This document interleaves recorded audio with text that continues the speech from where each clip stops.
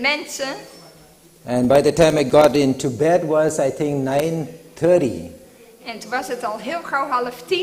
I said, well, I'll go to sleep. In the morning, I'll make my presentation. En hij dacht, nou weet je wat, ik ga lekker slapen en morgen dan ga ik verder met de presentatie. So because of jet lag, I'm always up at 4 in the morning. Want door de jetlag ben ik altijd 4 uur 's ochtends wakker. Did my presentation. En ik had mijn presentatie. I went off to the kitchen after that to help Naomi and her team. En daarna ging hij helpen in de keuken. And Om then mij en mijn team te helpen. had my breakfast in my room. En ik had ontbijt. Opened the laptop. Ik deed de laptop open. And I didn't find my presentation. En ik kon heel mijn presentatie niet meer vinden. Now, this is not the first time. Dat is niet de eerste keer trouwens. It has happened several times. Dat is al een paar keer gebeurd. Because many times what happens online, they can suck out your presentation. Via online kunnen ze je presentatie soms wegnemen. I had a friend in Australia. Ik had een vriend in Australië. He's a Seventh-day Adventist now. Hij is de Zevendaags Adventist. And he was a member of Knights of Malta. En hij was deel van de Knights of Malta. It's a secret society. Het is een geheime organisatie. And he told me, put all your presentations in the external hard disk. En hij adviseerde me om al mijn presentaties in een externe harde schijf te steken. Because they can suck out your materials. Omdat ze anders je materiaal weg kunnen nemen en dan vind je je bestanden niet meer. But I thought this is not so a sensitive topic that will be sucked out. Maar ik dacht, nou het zal wel meevallen, zo gevoelige informatie is het niet. But it was sucked out. Maar het ging eruit. And I hope you'll enjoy the presentation. Where did you get this one from? Because now we are curious. No, I made it. I did. Yes. We moesten het weer opnieuw maken. I had to multitask, Multitasking. eat and make. Eten en maken tegelijk. So I'm used to such situations when it comes. Ik ben gewend aan zulke omstandigheden, plotselinge omstandigheden. But I was not hijacked by the amygdala. Maar ik heb me niet laten hijacken door mijn amygdala om bang te worden. I had to remain calm. Maar om kalm te blijven. So all these situations will make you stronger in the Lord. Al deze situaties maken ons sterker in de Heer, Because nietwaar? the worship crisis is coming. Want die crisis komt er wel aan. Okay, you have music for that?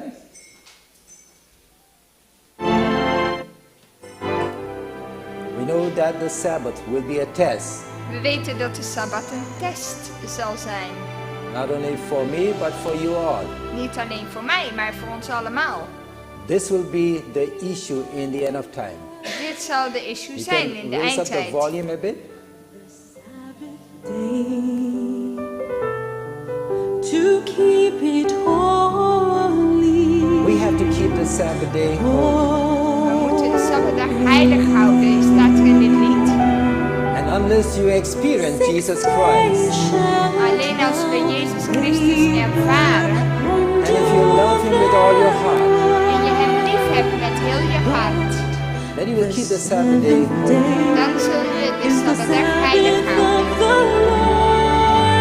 So this Sabbath test is coming for us. Deze Sabbattest komt voor ons allemaal. You can lower the volume a bit. So we have to be strong in the time of test. We moeten sterk staan in de tijd van test. Let not fear overtake your faith. Niet dat onze angst gaat regeren in plaats van ons geloof. Scary times are before us. Want angstige tijden staan wel voor de deur. Because those who honor the Sabbath Want diegenen die de Bijbelse Sabbat eren, will be blamed as enemies of law and order. zullen de schuld krijgen als vijanden van de wet en van de orde. But remember, Maar not all who profess to keep the Sabbath will be sealed. niet iedereen die belijdt de Sabbat te houden, zal verzegeld We may worden. be coming to church, Misschien gaan we wel naar de kerk. but if there's one sin in you, you Maar- cannot enter heaven. Als wij nog met de zonde in ons leven blijven zitten, zullen we niet de hemel binnengaan. So what must we do? Wat moeten we doen? We have to go on our knees Op onze knieën gaan and ask God en de Heer vragen to empower us om ons kracht te geven, so that we confess every sin that is in us. dat we alle zonden in ons mogen belijden. So before we get into the presentation, those of you who can kneel, let's kneel down for prayer. Voordat we verder gaan, zullen we eerst bidden.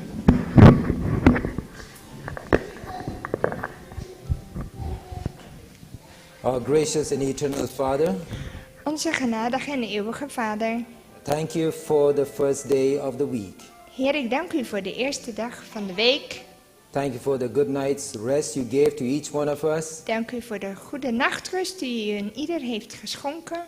And as we face this new week, En als we nu deze nieuwe week binnengaan, I pray that we will be a shining light to this world, bid ik dat wij een schijnend licht mogen zijn in deze wereld. to warn the people in the world about the coming conflict. Om de mensen in de wereld te waarschuwen voor het conflict wat voor de deur staat. We know the Sunday law is at the door, We weten dat de zondagswet dichtbij is. and we need to be prepared for that time of crisis. En dat we voorbereid moeten zijn op deze crisis. Bless us, Zegen ons allen, I pray in Jesus' name. want ik bid het in Jezus' naam. Amen. Amen.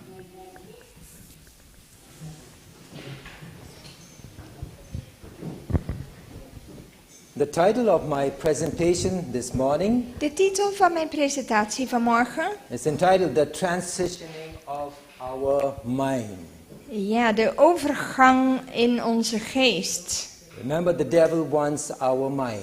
Want de duivel wil ons brein. And we should have the mind of Jesus. We hebben de gezindheid van Christus nodig. We should have the character of God. Het karakter van God. If you look in Revelation chapter 14, Als we zien in Openbaring 14, here John says, daar zegt Johannes: I looked and lo, a lamb stood on Mount Zion. En ik zag en zie, het lam stond op de berg Sion. And with him and 144,000, En bij hem 144.000 mensen. having his father's name written in their forehead. Met op hun voorhoofd de naam van zijn vader geschreven. Name means what? Character. De naam staat voor karakter. You know, parents name their children hoping that their child will have this character. Ouders geven vaak een naam aan een kind met een bepaalde betekenis, omdat ze wensen dat het kind dit karakter ontwikkelt tijdens zijn leven. If it's a boy, Als het een jongen is, I want my little boy to be like Joseph. oh, ik wil dat mijn jongen wordt als Jozef I want my little boy to be like Samuel. of als Samuel. I know my brother has his son Samuel. Onze broeder heeft zijn zoon Samuel genoemd. Or they say my son's name should be Daniel. Of mijn zoon moet Daniel heten, want ik wil graag dat hij wordt zoals If it's a Daniel. girl, they would say, well, I name her Sarah Of een meisje, Sarah. or Naomi. Of Naomi. You never hear names like my girl's name is Jezebel. Je vindt niet iemand die zegt, laat me mijn dochter Izebel noemen. Or my son is Nimrod. Of ik noem mijn zoon Nimrod. Or my little son is Ahab. Of Agab. You never hear names like that. Je hoort die namen nooit. And therefore we need to have the character of Jesus Christ. Daarom moeten we het karakter hebben van Christus. Now, who are these 144,000? Wie zijn deze 144.000 Go to dan? Revelation chapter 15, verse 2. In Openbaring 15 vers 2. These are people who got victory over the beast, Het zijn overwinnaars van het beest. over his image, Van zijn beeld. over his mark. van zijn merkteken and over the number of his name. en van het getal van zijn naam. And where are they standing? En waar staan ze? On the sea of glass, having the harps of God. Bij de glazen zee, bij de citers, met de citers van God. Can you imagine this will become a reality very soon? Dit zal heel spoedig realiteit worden. But now the devil is at work. Maar de duivel is aan het werk. He wants to transition our mind to lead us to eternal death. Hij wil ons zo beïnvloeden dat het leidt tot de eeuwige dood. He will try to convince the world that Sabbath is actually Sunday. Hij wil de wereld overtuigen dat de Sabbat de zondag is. Satan will use what? Miracle working power against those who obey God rather than human laws. Hij zal een wonderwerkende kracht gebruiken tegen diegenen die God gehoorzamen boven menselijke wetten. The spirits will declare that God has sent them to convince those who reject Sunday that they are what? Wrong. De geesten zullen verklaren dat God hen gestuurd heeft om diegenen die de zondag verwerpen te overtuigen dat zij verkeerd zijn. And therefore we have to guard our thoughts. Daarom moeten we onze gedachten bewaren. Our nerves have to be calm. Onze zenuwen moeten kalm We blijven. should abstain from stimulants. En daarom moeten we ook geen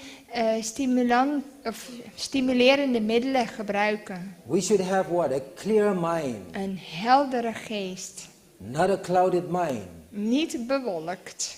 And the pen of inspiration says butter and meat stimulates. En hier zegt de geest de profetie ons dat boter en vlees stimulerende middelen zijn. And the sensitive nerves of the brain have been what? Benumbed. En ze zegt als resultaat zijn de gevoelige zenuwen van het brein zijn verdoofd. And strengthens at the expense of the moral and intellectual faculties. Ja, en dat gaat ten koste van de morele en intellectuele vaardigheden. So if you abuse yourself, Dus als je jezelf misbruikt, what Sister Ellen G. White calls as self-murder, wat zuster White een vorm van suïcide noemt, remember the unhealthy things that you eat in life, de ongezonde dingen die je eet, you are actually shortening your life. daarmee kort je je leven in. We think only drinkers and smokers are shortening their lives. Wij denken alleen alcoholisten en de tabaksgebruikers die verkorten hun leven. But every unhealthy things that you put into your mouth, you're shortening your life. Maar met alle ongezonde dingen verkorten we ons leven. Niet alleen dat. So every misuse of any part of our organism is a violation of that law. Dus ieder misbruik van enig deel van ons organisme is een overtreding van die wet. What law? The physical law. Welke wet? De gezondheidswetten. And transgression of the physical law is transgression of the moral law. En we hebben gezien dat de overtreding van de gezondheidswet hetzelfde is als overtreding van de morele wet. Because God is as truly the author of the physical laws as he is the author of the moral law. Want God is net zo goed de auteur van de gezondheidswetten als dat hij de auteur is van de morele wet. So those who are still eating meat, Diegenen die nog steeds vlees eten, you will have a clouded brain. dan heb je een bewolkt brein. That benumbs the finer sensibilities of the mind. En de gevoeligheden, de fijngevoeligheden in het brein, die worden eigenlijk aangetast. And so the higher powers which should control have been what? Growing weaker. De hogere machten die zouden moeten beheersen, zijn zwak geworden. So that eternal things have not been what?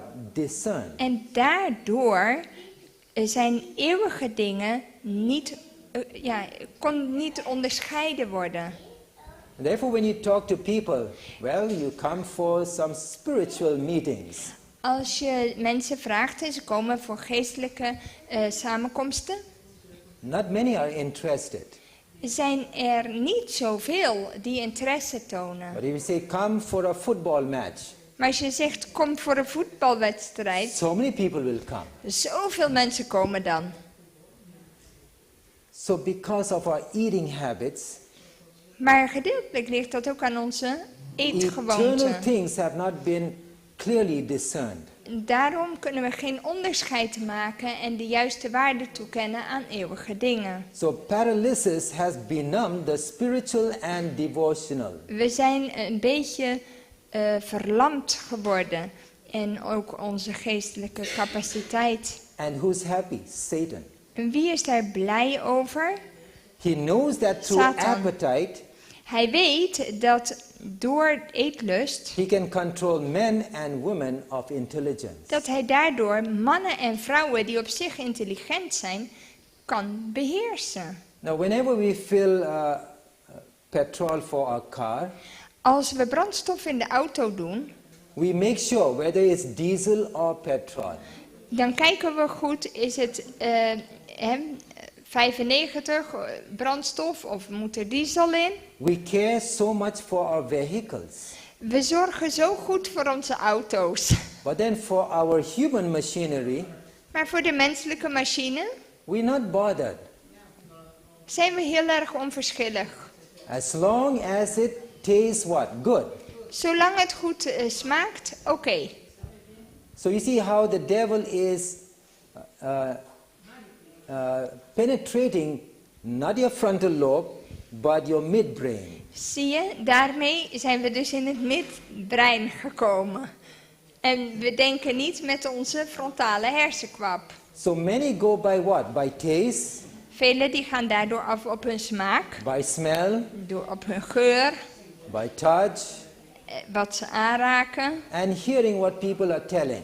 en luisteren naar wat anderen erover vertellen. They are not analyzing it. Ze analyseren niet voor zichzelf. God has given us the brain, Maar God heeft ons een brein gegeven. not for others to think for us, Niet dat anderen voor ons moeten nadenken, but to think for yourself. maar om voor jezelf te denken. And so we should be careful what we put into our bodies. Dus we moeten voorzichtig zijn wat we in ons lichaam stoppen. So the Lord is saying, gird up the loins of our mind. Ja, daarom zegt de Heer, omgord de lendenen van onze geest. And the mind must be firmly controlled to dwell upon subjects that will what? Strengthen the moral powers. En het zegt, de geest moet duidelijk beheerst, heel krachtig beheerst worden om na te denken over onderwerpen die de morele krachten zullen versterken.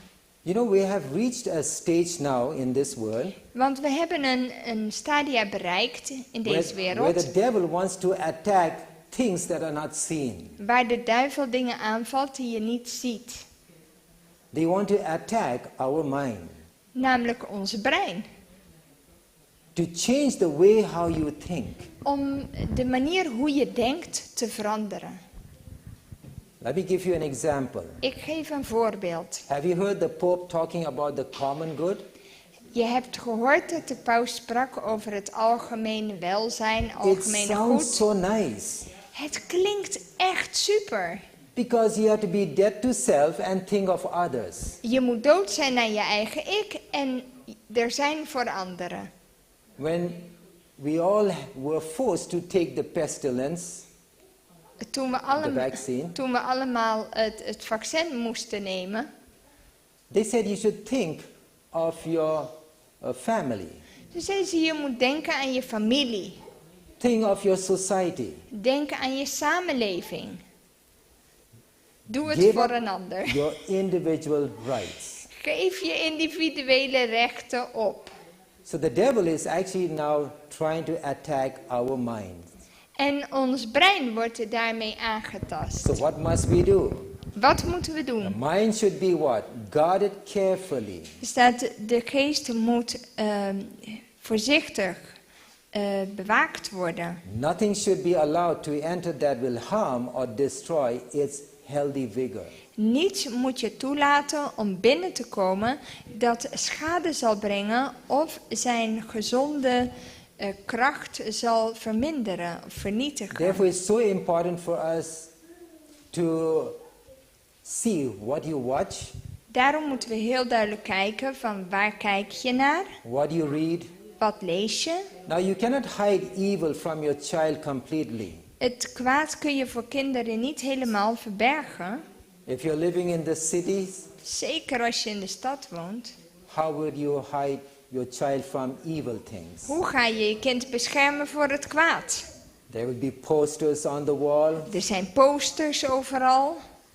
so many things, and you cannot keep closing your child's eyes. Je kunt moeilijk half blind door de stad lopen. If your child is blind, then maybe it's a blessing. Als je kind blind is het misschien een zegen op een bepaalde manier. Because when Jesus comes, he'll get new eyes. Als Jezus komt, krijgt het kind nieuwe ogen. So we need to help ourselves. Maar we moeten onszelf helpen. Make it easier to overcome sin. We moeten het makkelijker maken om de zonde te overwinnen. And therefore, young parents who are bringing up their children, Daarom jonge ouders die kinderen opvoeden. it'd be much better to be in the countryside. Het is veel beter om op het platteland te wonen.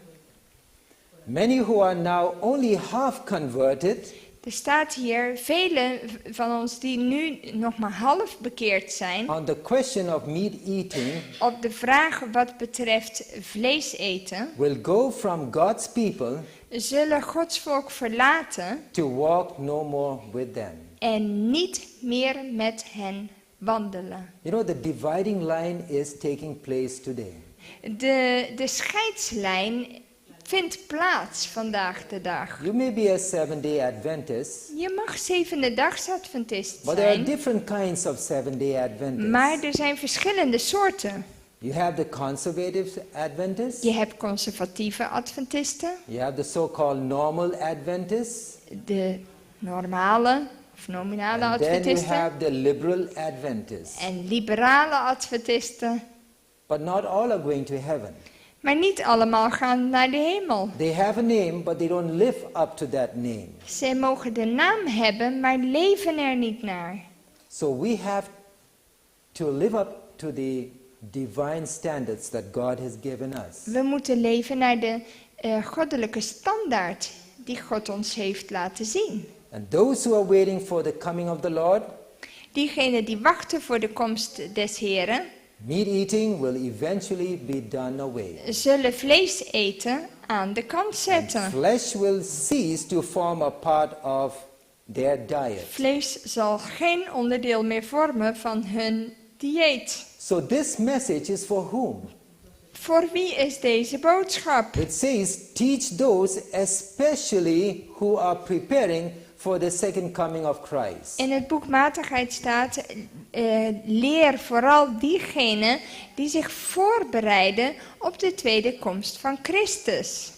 Because a depraved appetite destroys the fine feelings.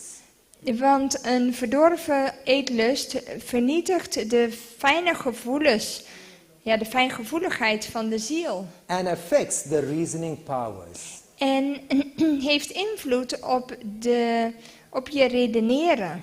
Have you come across Seventh-day Adventists? They think very differently, talk very differently. Heb je Adventisten ontmoet die zich heel anders gedragen, heel anders praten, And then you begin to ask yourself, is he or she really an Adventist? En dan begin je jezelf af te vragen, is hij of zij echt wel Why Adventist? such different thinking?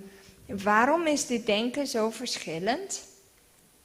So it says that spiritual and holy things lose their sacredness. Je ziet hier voor die mensen verliezen geestelijke en heilige dingen hun heiligheid. And so disobedience looks pleasing instead of exceeding sinful. En ongehoorzaamheid ziet er eigenlijk best wel goed uit, in plaats van dat het heel erg zondig in hun ogen is. So now it's like we are riding a chariot We rijden op een wagen with wild horses. met wilde paarden ervoor. One horse is going this side, Eén paard wil die kant op, one going straight, één paard wil one going rechtdoor left side. en een ander wil afslaan. Can you imagine? It's something like this. Hier, zoiets.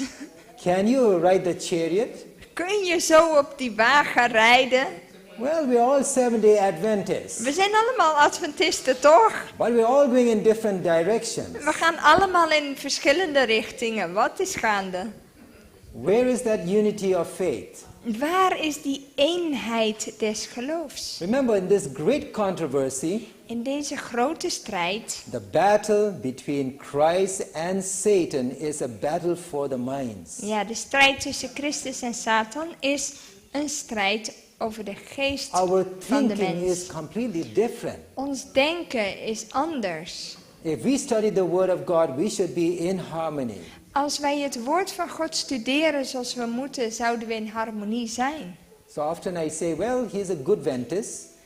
Ik zeg vaak, oh, dit is een goed Adventist. That's a bad Adventist. En dat is een...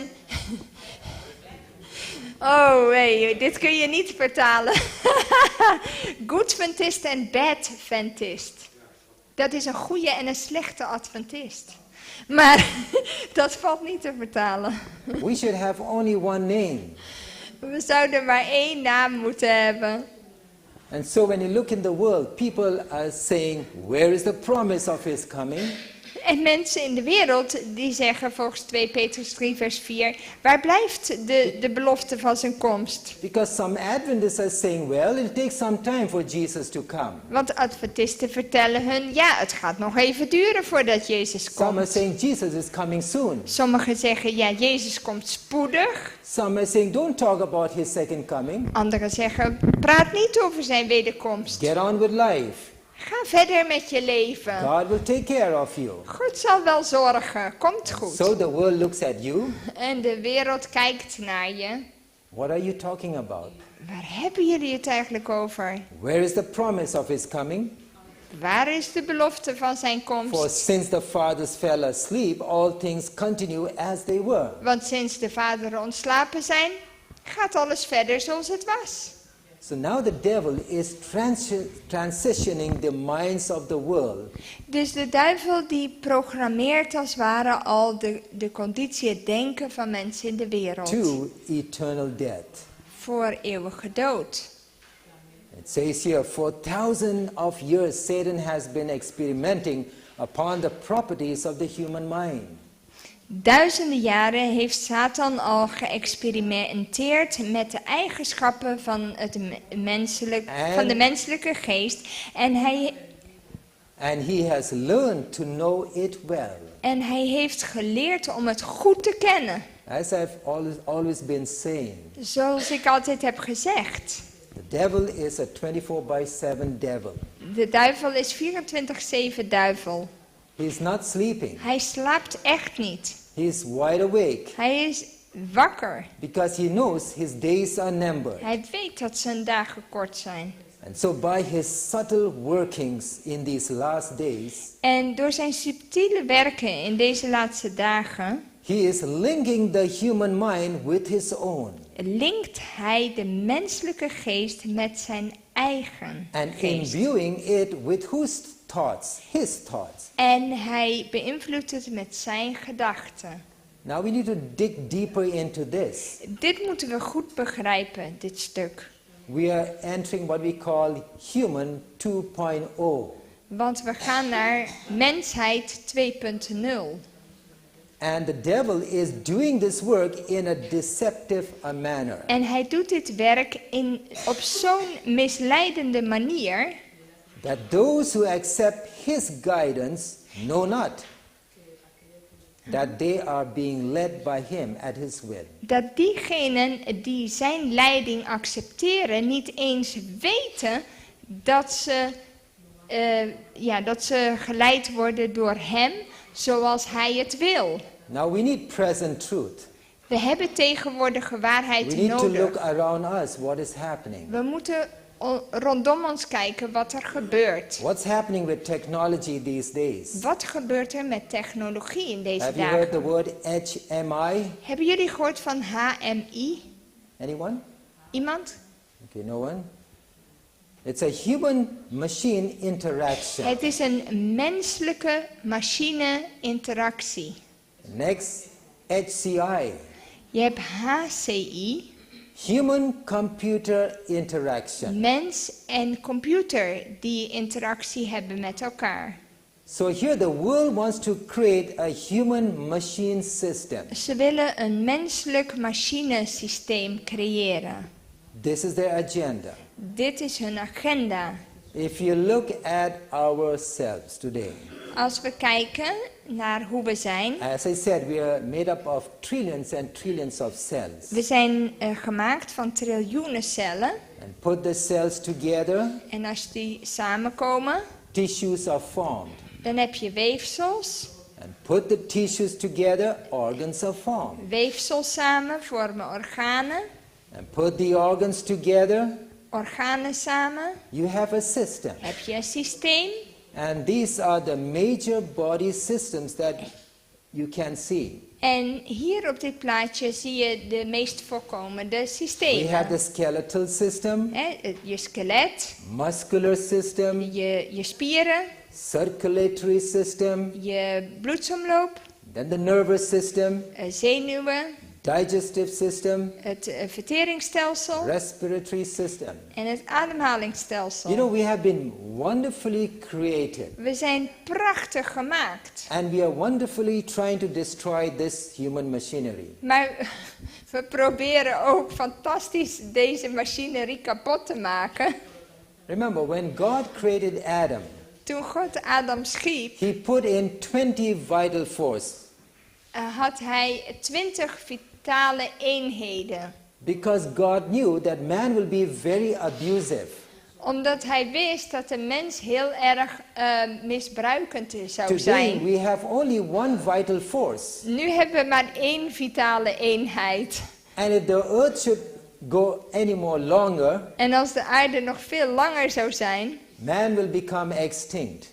dan zou de mens uitsterven. So now the world wants to form a human machine system. Dus nou moeten we een menselijk machinesysteem hebben. And that is where they're talking about the Neuralink. En daarom hebben ze het over die Neuralink. Once that takes place, Als dat gebeurt, the great deceiver will do what? Confuse the minds of men and women.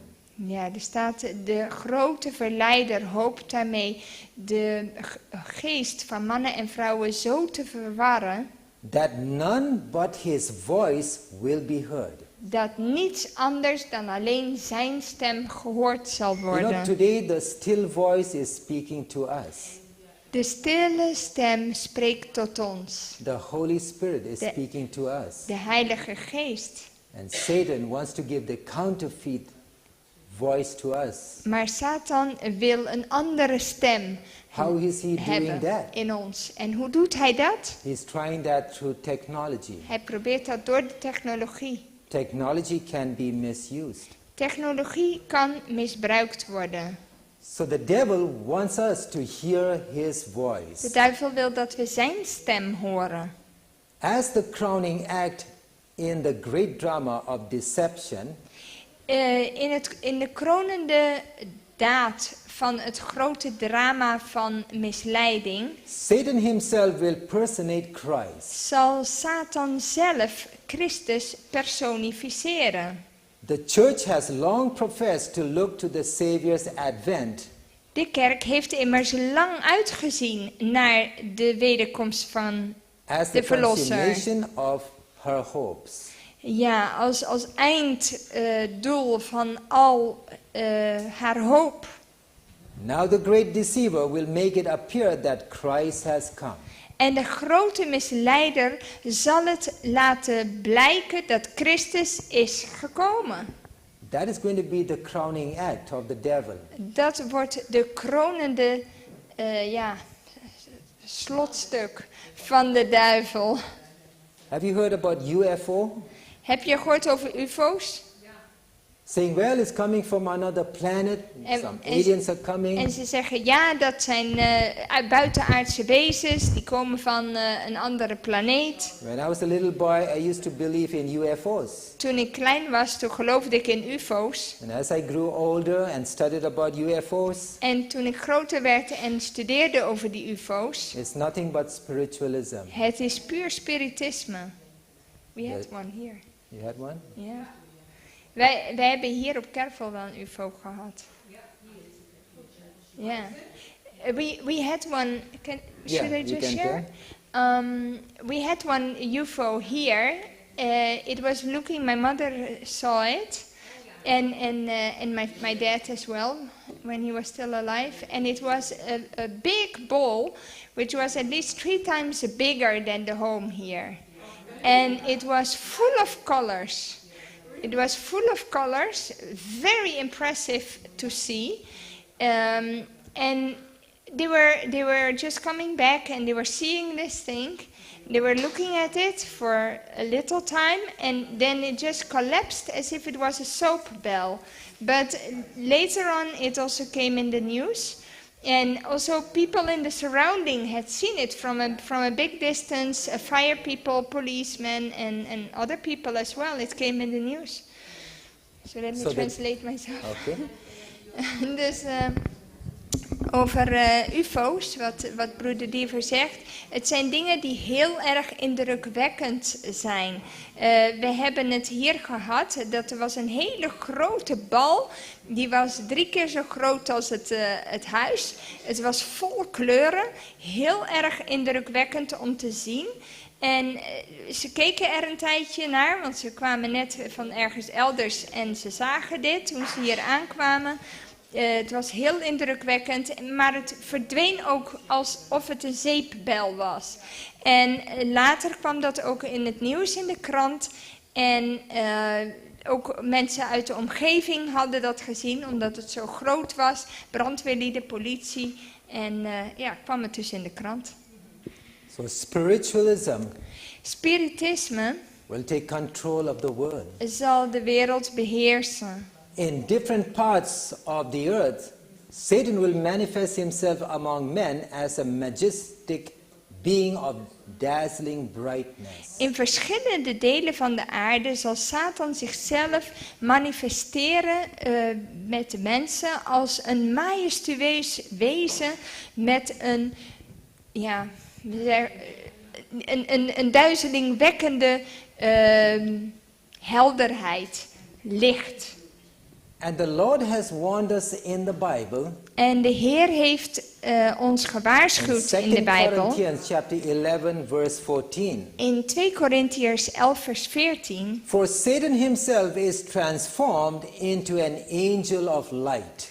En daar staat, en verbaas u hierover niet, want Satan zelf verandert zich in een engel des lichts. Now this crowning act will take place soon. Deze kronende acte zal spoedig gebeuren. And it is suggested when the third temple will be constructed in Jerusalem. Velen denken dat het samen kan vallen met de 3e tempel die ze plannen te bouwen in Jeruzalem. You must have heard in the news they're trying to build the third temple in Jerusalem. Ja, ze zijn daarmee bezig met dat project om een 3e tempel te bouwen in Jeruzalem. And when the one world government is formed, En als de ene wereldregering gevormd there's is, going to be 5 capitals. zijn er 5 hoofdsteden. And the main capital will be Jerusalem. En het centrum van die hoofdsteden zal Jeruzalem zijn. And the man of sin wants Jerusalem. En de mens der wetteloosheid wil Jeruzalem. And therefore the fight between Israel and Palestine will not end. Daarom zal het gevecht tussen Israël en Palestina niet eindigen. There will be no solution. Er is geen oplossing. Eventually the Pope will step in to bring peace. Uiteindelijk zal de paus tussen beiden treden om vrede te brengen. I know the world is looking at literal Israel. Ik weet dat de wereld kijkt naar het letterlijke Israël. Yes, before the cross it was literal Israel. Voor het kruis ging het om het letterlijke Israël. But after the cross is spiritual Israel. Maar na het kruis gaat het bij de Heer om het geestelijke Israël. So it says the glory that surrounds whom? Satan. De heerlijkheid die hem, dat is Satan, omgeeft, Is unsurpassed by anything that mortal eyes have yet beheld. is met niets anders te vergelijken dat sterfelijke ogen ooit hebben gezien. Can you just imagine if there's a bright angel out here? Kun je je voorstellen als je een hele lichtende engel hier buiten ziet? We know that's the devil. We weten dat het de duivel is. So can you imagine the shout of triumph rings out upon the air. Christ has come, Christ has come. Ja, en dan mensen zijn enthousiast en beginnen met hun triomfkreten en ze roepen, Christus is gekomen, Christus is gekomen.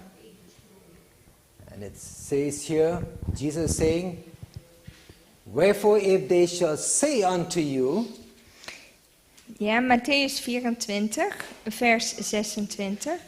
behold, he is in the desert, go not forth. Ja, er staat, als men dan tegen u zal zeggen, zie hij is in de woestijn, ga er niet op uit. Believe it not. Geloof het niet. Christ has warned us that there'll be false Christs and false prophets. Hij heeft ons gewaarschuwd voor valse profeten en valse And Christussen. Jesus has told us not to go, and Jezus heeft ons gezegd dat we er niet achteraan moeten gaan. because it will be so fascinating that the very elect will be deceived. Het zal zo fascinerend zijn dat zelfs het overblijfsel daardoor misleid kan worden. And so the people prostrate themselves En de mensen buigen zich neer, in adoration before him. in aanbidding voor hem neer. And then what Satan does, he lifts up his hands En dan staat er, zal Satan zijn handen opheffen and blesses the people, en de mensen zegenen. as Christ blessed his disciples when he was upon the earth. Zoals Christus zijn discipelen zegende toen hij op aarde was. Can you imagine what a scene it will be? Kun je voorstellen wat een scène we zullen zien? All of Hengelo is bowing down to this bright angel. Moet je voorstellen dat heel Hengelo hier neerbuigt voor die ontzagwekkende, schone engel. And not the people in Kervel. En de mensen in het kervel niet. What will be the reaction of the people? Wat denk je wat voor reactie dat teweeg brengt? Something is wrong with the people here. Hé, wat is er mis met die mensen in Kervel? Yes, she has something. Por eso es que Dios nos aconseja vivir en el campo, porque la reacción en la ciudad va a ser, el engaño va a ser más fácil.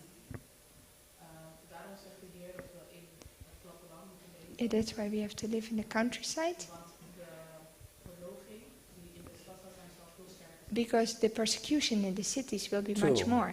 Yeah, I'll be coming to that. zie. Daar kom ik nog op. Now it says, Satan's voice is soft and subdued. Er staat hier, zijn stem is zacht en onderworpen, Yet full of melody. maar vol melodie. Before the fall of Lucifer, Voor de val van Lucifer, what was his position? wat was zijn positie ook alweer? Wat was zijn taak? Yes, the choir conductor. Hij was de koorleider. Can you imagine his voice Kun je zijn stem voorstellen?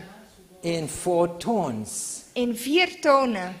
You know, when Jesus comes, Wanneer Jezus komt, those who are saved in his kingdom diegenen die gered worden in zijn will koninkrijk, hear the voice of Jesus very melodious. zullen de melodieuze stem van Jezus horen. But those who are lost, Maar diegenen die verloren they zijn, will hear like thunder and lightning. zullen dat horen als donderslagen en And they will bliksemslagen. ask the mountains to fall on them. En ze zullen de bergen vragen om op hun te vallen. They rather be dead than to see Jesus Ze willen Christ. liever sterven dan Jezus zien. Can you imagine what a chaotic scene that will be? Wat een chaotische scène zullen we meemaken.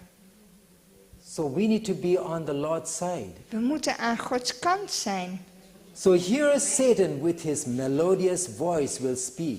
Satan met zijn melodieuze stem zal spreken. In gentle, compassionate tones, he presents some of the same gracious, heavenly truths which the Savior uttered. In tedere, medelijdende tonen presenteert hij een aantal van dezelfde genadige hemelse waarheden die de heiland heeft gebracht. And miracles will take place. En wonderen zullen plaatsvinden. Now here if you see, by his subtle workings in these last days, he is trying to do what? Link the human mind with his own, imbuing it with his En thoughts. zoals we hier zagen in dit citaat, dat door zijn subtiele werkingen in deze laatste dagen hij de menselijke geest met zijn eigen geest linkt en het beïnvloedt met zijn gedachten. So now Satan is preparing us to accept his voice. Dus Satan bereidt ons voor om zijn stem te horen. The ground is being prepared. De basis daarvoor wordt gelegd. And therefore this connection of man and machine is taking place right now. Daarom deze connectie tussen mens en machine vindt nu plaats. I'm not saying smartwatches are not good. Ik zeg niet dat je geen Apple Watch bijvoorbeeld kan hebben, zo'n horloge. They are good. Ze zijn goed. You can monitor your patients. Je kunt daardoor bepaalde dingen ook voor je gezondheid monitoren. But they will add certain things that they will not tell you. Maar uiteindelijk worden dingen toegevoegd die je niet weet. It's like the vaccine. Net als het vaccin. Now they know everyone on this earth except the ones who did not take. Nu kennen ze iedereen, behalve diegenen die nog ongevaccineerd zijn gebleven. So now here the devil performs miracles. De duivel doet wonderen. He heals the diseases of the people. Kijk maar, hij geneest de ziekte van de mensen. And then the devil will say that the Sabbath was changed to Sunday. En dan zal hij ook zeggen dat de Sabbat veranderd is naar de zondag. And he commands all to hallow the day which he has blessed. En beveelt dan iedereen om die dag te heiligen die hij gezegend And imagine heeft. the reaction of the people when they see you not bowing down to the false Sabbath. Kun je de reactie voorstellen van de mensen wanneer je niet je buigt voor deze valse Sabbat? What will be our condition? Wat zal onze toestand zijn? The whole world will be against you, De hele wereld zal tegen u zijn. and fear will grip your heart. En angst grijpt je aan. But remember, we have to proclaim the promises in the Bible. Maar we moeten staan op de belofte van God. As the Lord says, fear not, De Heer zegt, vrees niet, for I am with thee. want ik ben met u. And unless you have that covenantal relationship with God, Alleen als je die verbondsrelatie hebt met de nothing Heer, will work at that time. anders gaat het niet werken in die So tijd. now is the what? Preparation time. Nu is de voorbereidingstijd. Then the devil declares that those who persist in keeping holy the seventh day are blaspheming his name by refusing to listen to his angels sent to them with light and truth. Hij verklaart dat diegenen die eigenwijs vasthouden aan de zevende dag te heiligen, dat die zijn naam godslasteren eigenlijk, omdat ze niet luisteren naar de engelen die hij heeft gestuurd naar hun met licht en waarheid. Like the Samaritans who were deceived by Simon Magus, Net als de Samaritanen die werden misleid door Simon the Magus, multitudes from the least to the greatest, de menigte van de kleinste tot de grootste, they said, this is the great power of God. ja, die worden hierdoor misleid en zeggen, dit is de grote kracht van God. Now here in Acts chapter 8 verse 9 says that. In Handelingen 8 vers 9 vind je dat. And in verse 10. En vers 10. And then verse 11. En dan in vers 11. So only those who have been diligent student of the scriptures Er staat hier alleen diegenen die grondige studenten van de schriften zijn geweest. and who have received the love of the truth En die de liefde van de waarheid hebben ontvangen. will be shielded from the powerful delusions that takes the world captive. Zullen beschermd worden tegen de krachtige misleidingen die de wereld gevangen nemen. Can you imagine? The whole world will be deceived. De hele wereld zal misleid worden. And only a little flock will not be deceived. En alleen een kleine groep zal niet And the misleid hatred worden. will come upon God's people. De haat van iedereen zal op het volk van God The rusten. pandemic was a wake-up call. En in die zin was de pandemie een oproep om ons wakker te schudden. I still remember when the pandemic came, Ik weet nog, toen de pandemie kwam, almost all Adventists were saying, well, when the pandemic ends, we're going to the countryside. en bijna iedereen die ik ontmoette, die zei nou, als de pandemie stopt, dan gaan we direct naar het platteland. I wish I would have had a countryside land, they were saying. En ze zeiden, oh, had ik maar een plek gehad op het platteland. But it was out of fear that they wanted to go to the countryside. Maar uit angst wilden ze naar het platteland gaan. It should not be out of fear, Maar het moet niet zijn uit angst. but it is the will of God that we should raise up our family where? In the countryside. Maar het is Gods wil dat we naar het platteland trekken. As the decree issued by the various rulers of Christendom against commandment keepers, it says, the protection from the government will be withdrawn. Ja, als het decreet uitgaat van de verschillende leiders van het christendom tegen het gebodenhoudend volk, zal de bescherming van de staat teruggetrokken worden van hun. Yes. That also not only Satan will come, also the apostles, false apostles will come in. Yes, The last day events. yes. So the Yeah. confusion is so big. Ja. But true. De misleiding is inderdaad gigantisch, want niet alleen zal Satan zich voordoen als Christus, maar ook zullen de 12 apostelen verschijnen. Zo gezegd. True. It says that the protection of government will be withdrawn from God's people. Dus Gods volk zal niet meer de gewone bescherming van de staat genieten. And it says, abandon them to those who desire their destruction. En ze zullen overgeleverd worden aan diegenen die hun ondergang So wensen. what must God's people do? Wat moet Gods volk dus doen? It says the people of God will flee from the cities and the villages and associate together in companies. En er staat hier, wat zal Gods volk doen? Ze zullen vluchten uit de steden en zelfs de dorpen. En samenkomen in groepjes in de meest woeste en eenzame plaatsen. So what must we do? We need to form small companies who are like-minded. Ja, dus kleine groepjes van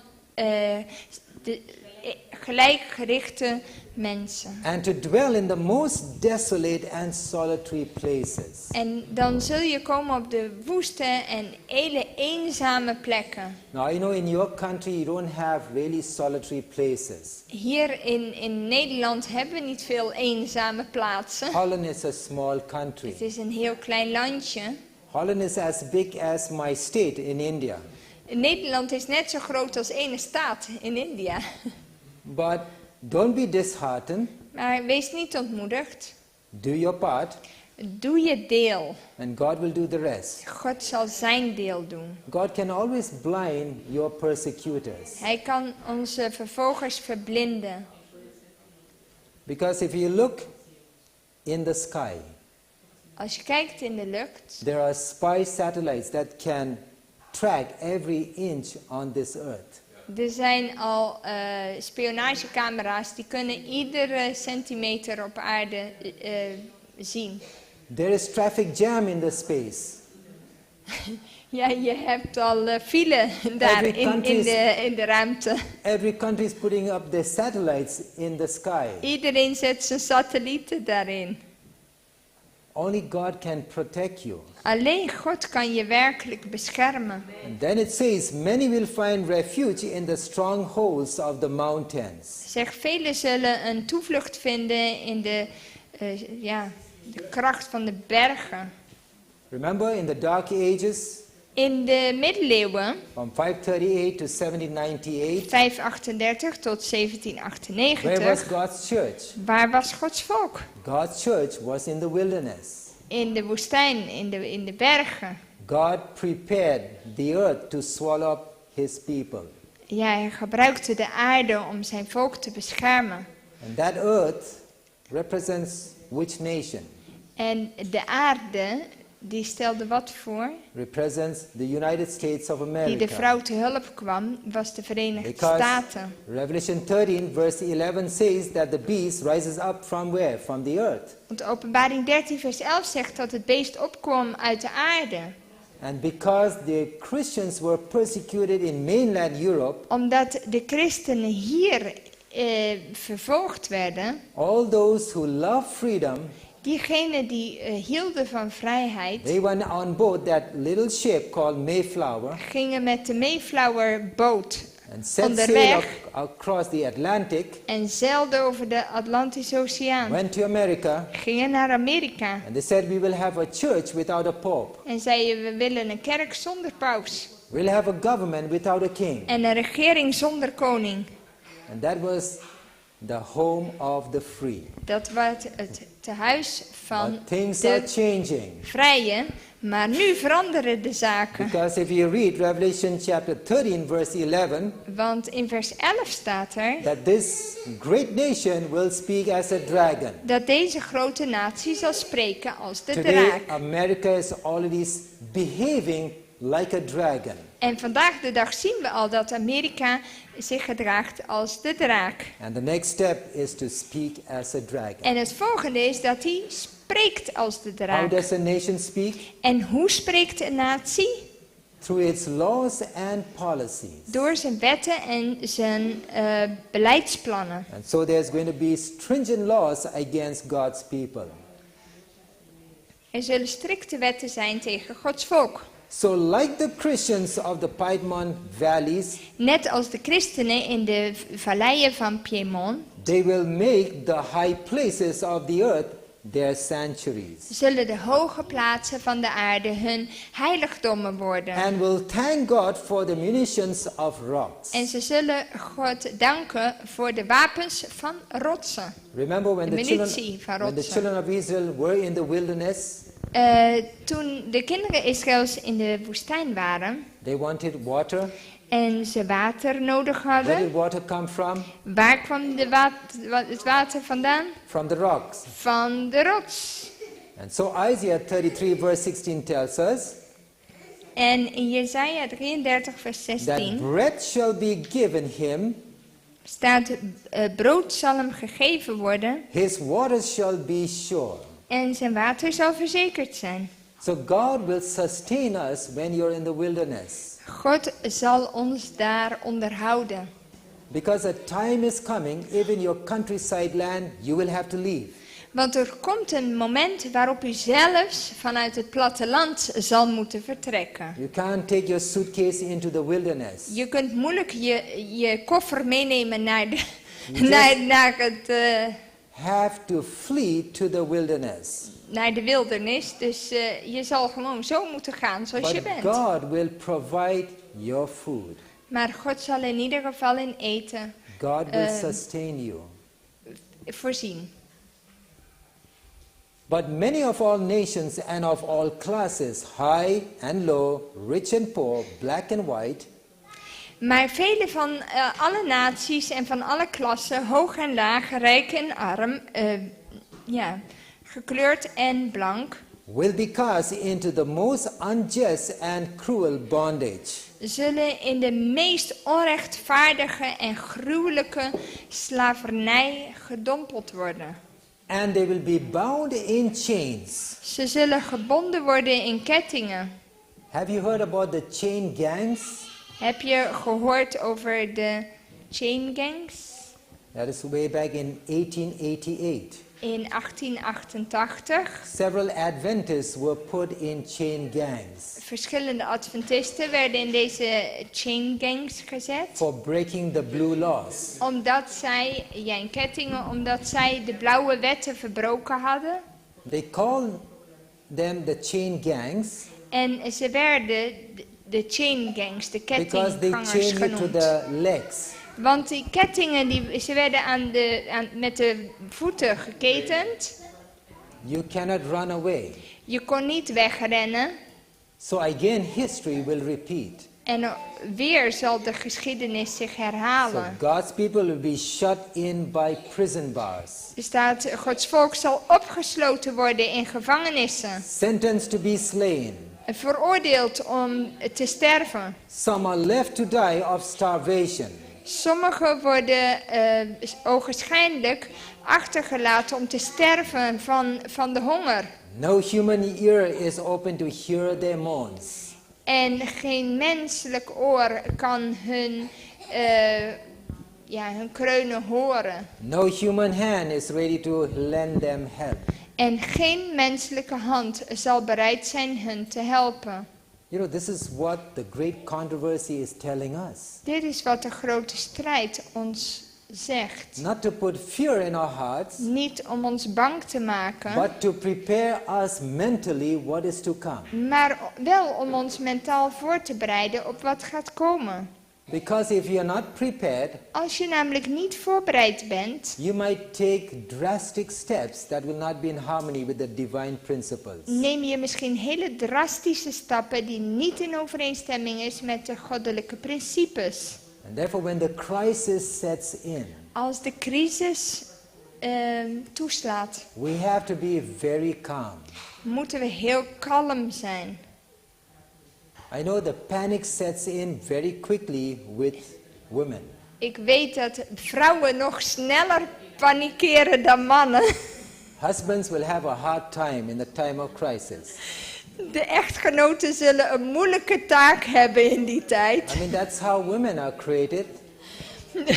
Dit is hoe vrouwen in elkaar steken. We have to help each other. We moeten elkaar helpen. Those who are bachelors still, bless them. Diegenen die nog niet getrouwd zijn, gezegend zijn ze. So you can just imagine what a scene it will be. Want je kunt je de scène al voorstellen. But this is coming. Maar dit komt er wel aan. We have to be prepared. We moeten voorbereid zijn. Don't bury your heads in the sand En ga je hoofd niet in het zand and steken. think all is well. En denken dat alles goed gaat. But let us get ready. Maar laat ons voorbereiden. It is often the case that trouble is greater in anticipation than in reality. Het is vaak zo dat de moeilijkheden die we meemaken, dat die groter zijn. Hè, dat we denken dat het groter is dan het in realiteit is. Maar dat is niet zo voor de crisis voor But this ons. is not true of the crisis before us. Ja. So now it says here, will the Lord forget his people? Zal de Heer zijn volk vergeten? Did God forget Noah? Heeft God Noach vergeten? Did God forget Lot? Is hij Lot vergeten? Did God forget Joseph? Is hij Jozef Did vergeten? he forget Elijah? Is hij Elia vergeten? What about Jeremiah? Wat is met Jeremia? He was in the dark and dismal pit of his prison house. Hij was in een donkere put van zijn gevangenis gegooid. You know, when we are in prison, Als wij in de gevangenis zijn, if we are caught, als we gepakt worden, because I'll do my best to escape, ik zal mijn best doen om te ontsnappen. but if I can't escape, I'll be in prison. Maar als ik het niet kan ontsnappen, dan zit ik in de gevangenis straks. That time we have to recollect the Old Testament characters. Dan moeten we nadenken over al deze Bijbelverhalen. Think of Noah. Denken aan Noach. The whole world was laughing at him. De hele wereld lachte hem They uit. said he's a crazy old man. Hij is een gekke oude man. What about Joseph? Wat is met Jozef?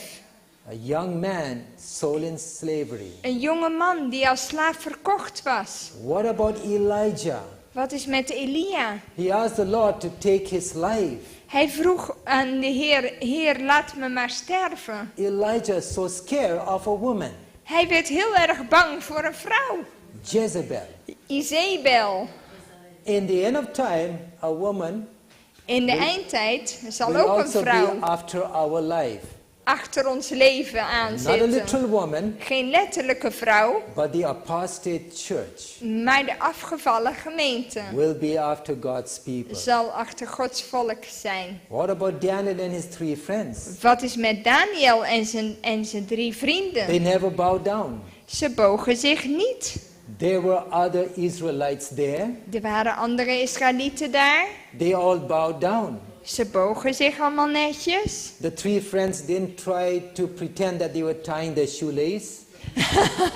Die 3 hebben niet gedaan alsof ze hun veter strikten op dat moment. No, they stood straight Maar ze stonden rechtop.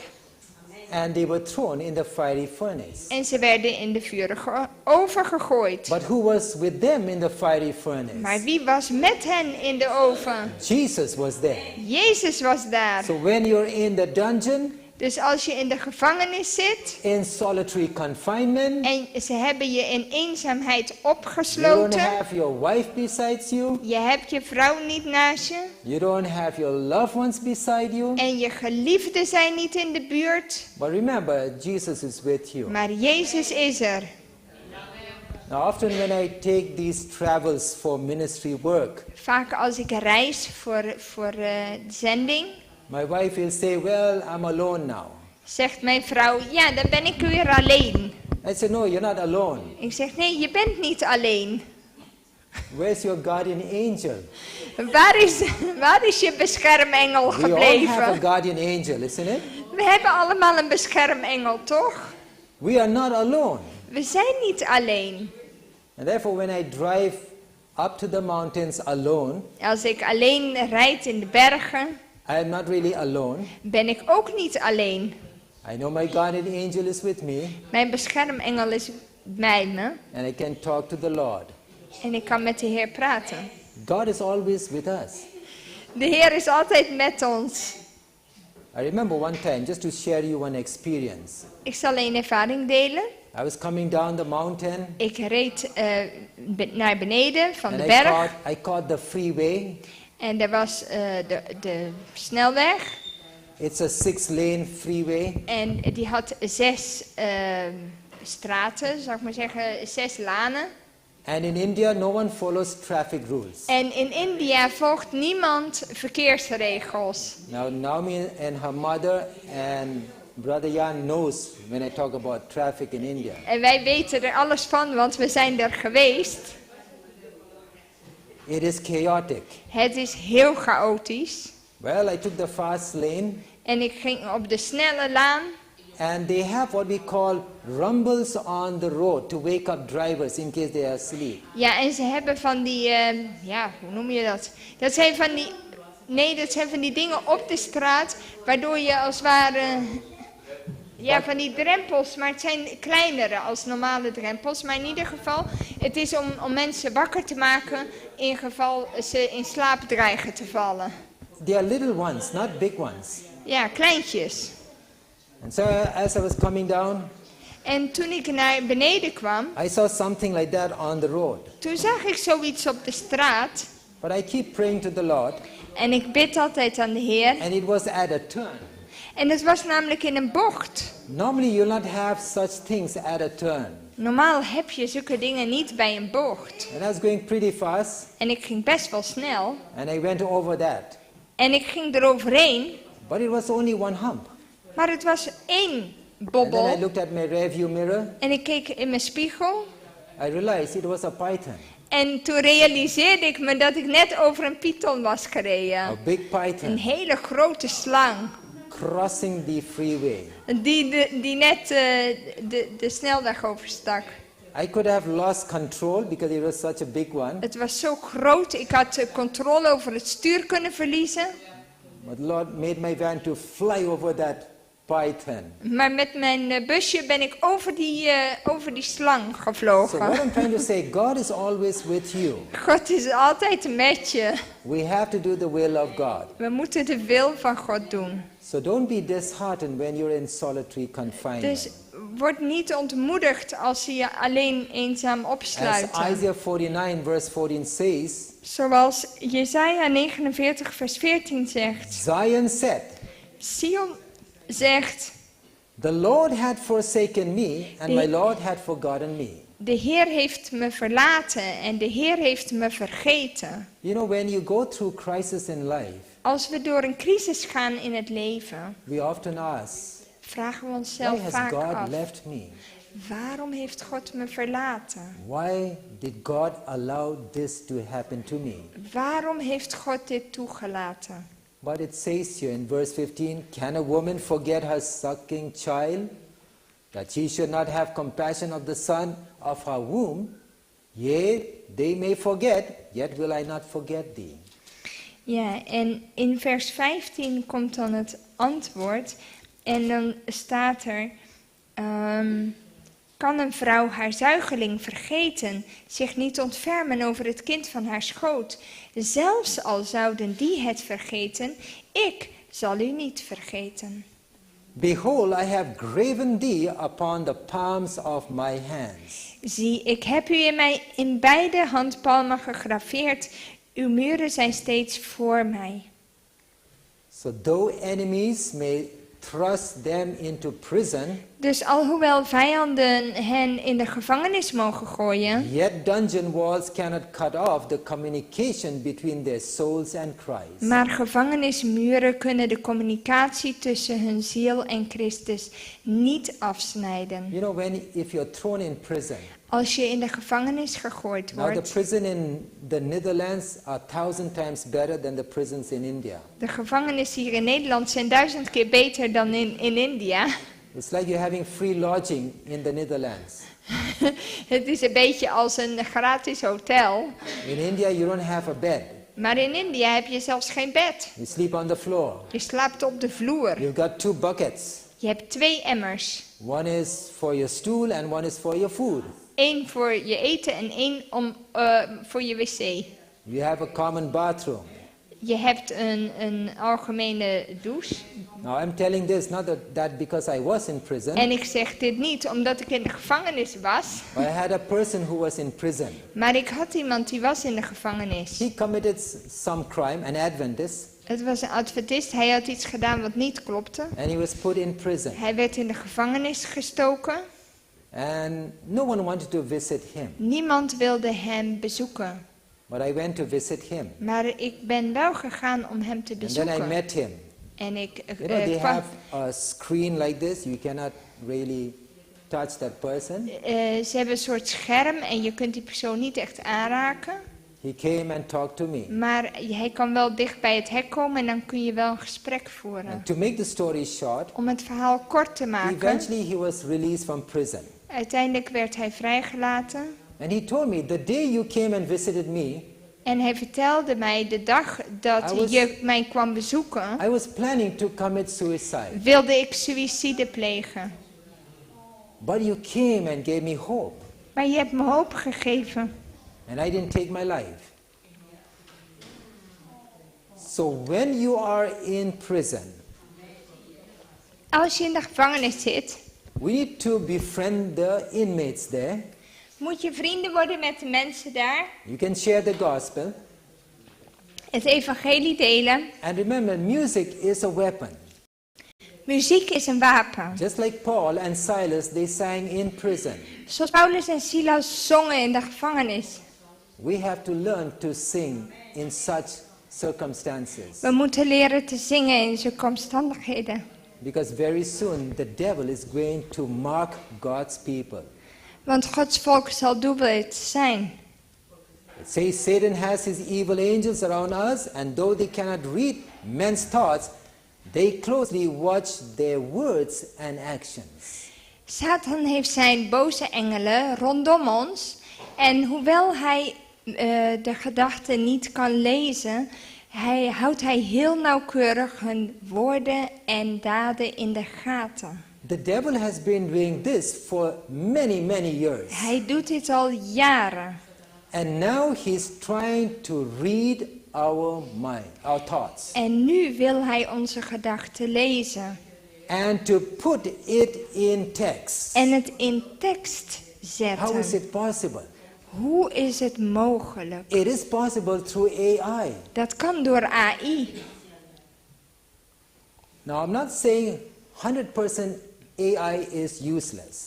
Nou zeg ik niet dat AI compleet nutteloos is. AI has some good things, but mostly bad things. Het heeft een aantal goede dingen, maar ook heel veel slechte. It is like one drop of poison in one glass of clear water. Als een druppel vergif in een glas helder water.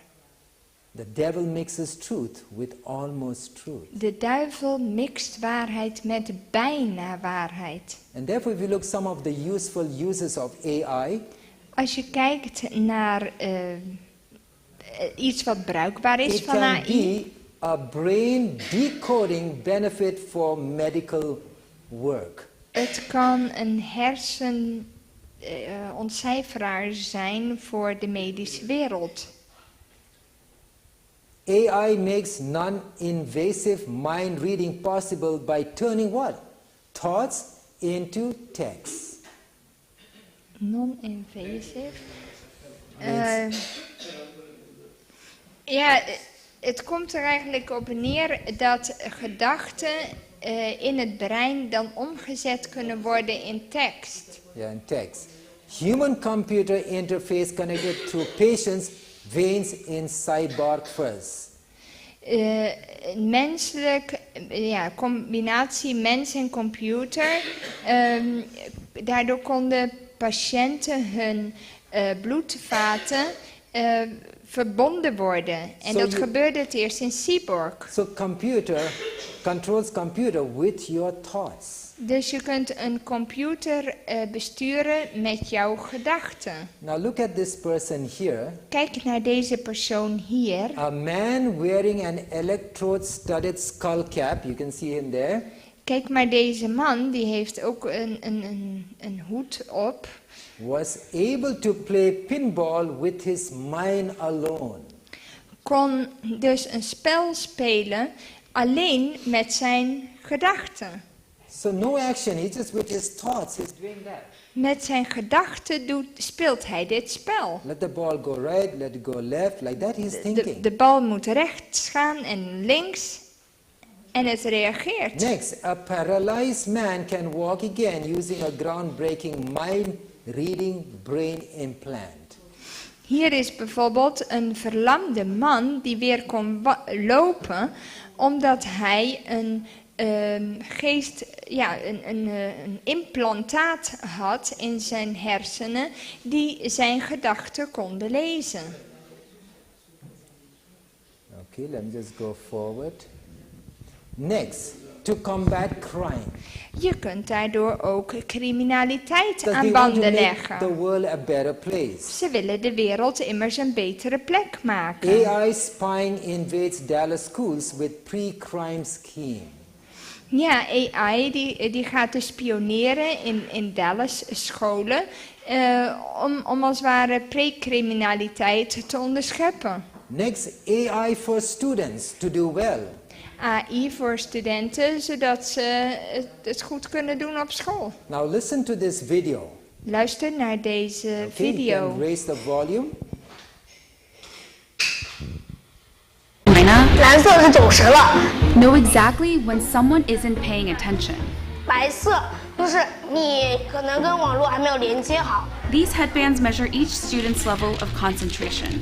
The information is then directly sent to the teacher's computer and to parents. So Wow. they're wearing some headbands Je ziet hier dat ze zo'n ding op hun hoofd dragen, To die ma- studenten, to measure their levels of concentration. om hun level van concentratie te meten. And it comes to the teacher. The teacher knows exactly En daardoor heeft de leraar meer inzicht. En ook wordt het gestuurd aan de ouders. So the devil has now entered into this area Dus de duivel is binnengegaan in dit bereik to tap your thoughts. om je gedachten te tappen. As Klaus Schwab had to say this. Zoals Klaus Schwab ook zei. Okay, just a minute. Okay, here we're entering human 2.0. Dus we gaan een mensheid 2.0 binnen. And it says reboot, recharge, rebel. Ja, dus je kunt als het ware herstarten, opladen, rebelleren.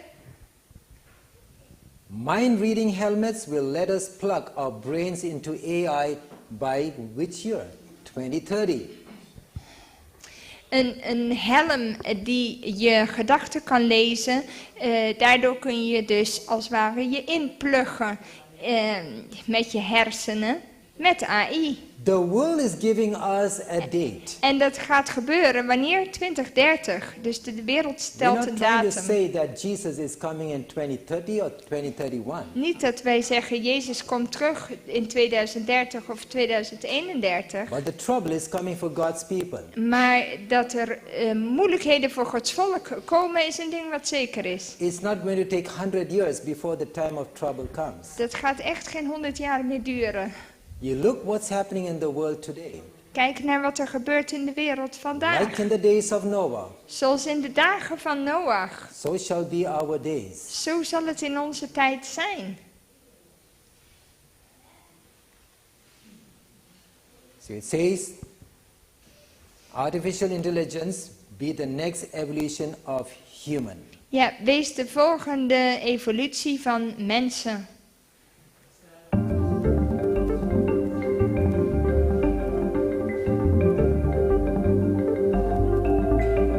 We're not yet at the point where what all of you are thinking right now is something that, like a little thought bubble above your head, is something we can see, but we're getting there. Which means that the NSA and other organizations can spy not just on your email and your cell phones, but soon potentially on your brains as well. So they can spy on your brain.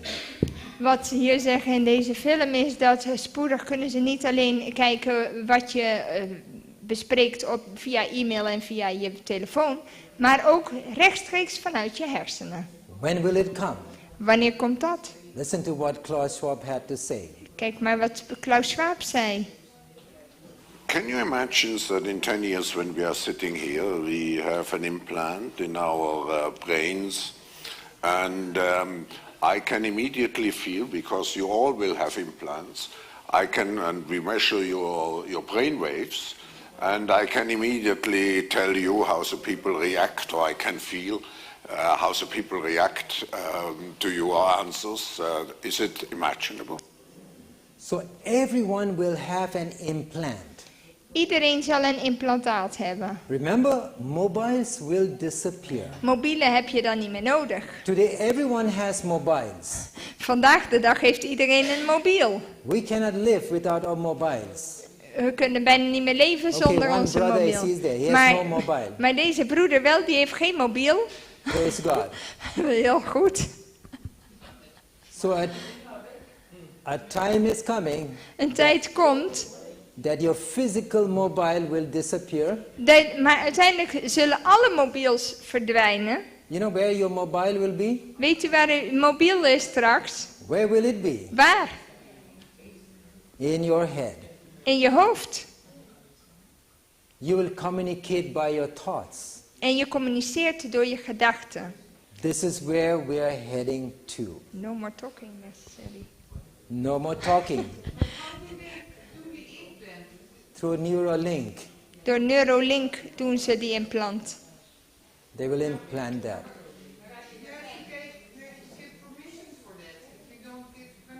Je moet toch toestemming geven? True. If you don't agree, you cannot participate in society. Ja, je kunt zeggen van ik stem niet ermee in. Dan lig je direct buiten de samenleving. So we are going to become what? Hackable humans. En daarom zullen de meesten het wel doen. Je wordt eigenlijk hackable. There is a social scientist by the name Yuval Noah Harari. Er is een man die heet Yuval Harari. He attends the World Economic Forum. En hij is ook in het WEF, Werelds Economisch This is that Forum. person here. Hier zie je hem.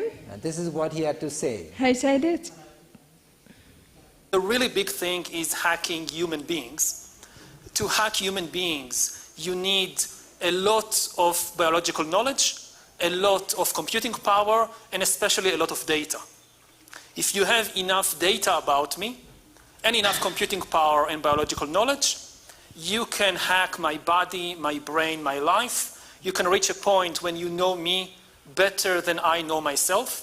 And once you reach that point, and we are very close to that point, then democracy, the free market as we have, and actually all political systems, also authoritarian regimes, we have no idea what happens once you pass that point. So we become what? Hackable humans. Ja, wat hij zegt is maybe I just paraphrase. Hij zegt, niet alleen word je hackbaar, maar hij zegt, het komt zover als je genoeg data hebt over mij, je hebt goede computersystemen en je hebt nog iets. In ieder geval meerdere componenten qua informatie die samenkomen. Dan kun jij mij nog beter kennen dan ik mezelf ken. Daar komt het op neer, omdat ze je als het ware gewoon als persoon kunnen uitlezen, zoals ze doen bij een computer. En hij zegt, ja, dat heeft ook heel veel consequenties. Mensen kunnen op die manier heel erg beïnvloed worden. En dat heeft ook zijn invloeden verder op totalitaire systemen, dus dictaturen, maar ook democratie. Dus daar heeft hij het eigenlijk over. Ja. Ich weiß nicht, wie das hier in den Niederlanden ist. In Deutschland sind sie dabei, elektronische Patientenakten einzuführen. Ja. Alles zentral gespeichert wird, alles auf deiner Karte gespeichert wird. Momentan ist das noch so, alle Leute machen das mit. Ich habe da ganz schnell widersprochen, die machen das nicht mit. Ja. Du musst also noch widersprechen. Aber möglicherweise wird es irgendwann umgesetzt, dass du nicht mehr widersprechen kannst. Ja. Die sammeln wie verrückt. Ja. Das ist was der auch sagt, dass diese ganzen Datas gesammeld werden. Ja. Hij zegt, nu is het al zo dat de medical records, they all want to gather as data. And you can still say, no, I don't agree, I don't want to join and so forth. But how long will we be able? Now most people comply, no. But you can have still the possibility to say, no, I don't want to be part of it. But soon, how much choice will we have? You not have choice. Ja, dus spoedig zullen we helemaal geen keuze hebben, want die broer zegt, ja, nu heb je nog een keuze, maar straks niet meer. Listen to what, again, Yuval Harari had to say. Most important thing to know about living in the 21st century is that humans are now hackable animals. We are what? Hackable, not humans, but animals. We zijn nu hackable dieren geworden, zegt hij. So what must we do? Dus wat kunnen we doen? We have to have an outpost center. We hebben outpostcentra nodig. Cities are to be worked from where? From outpost centers.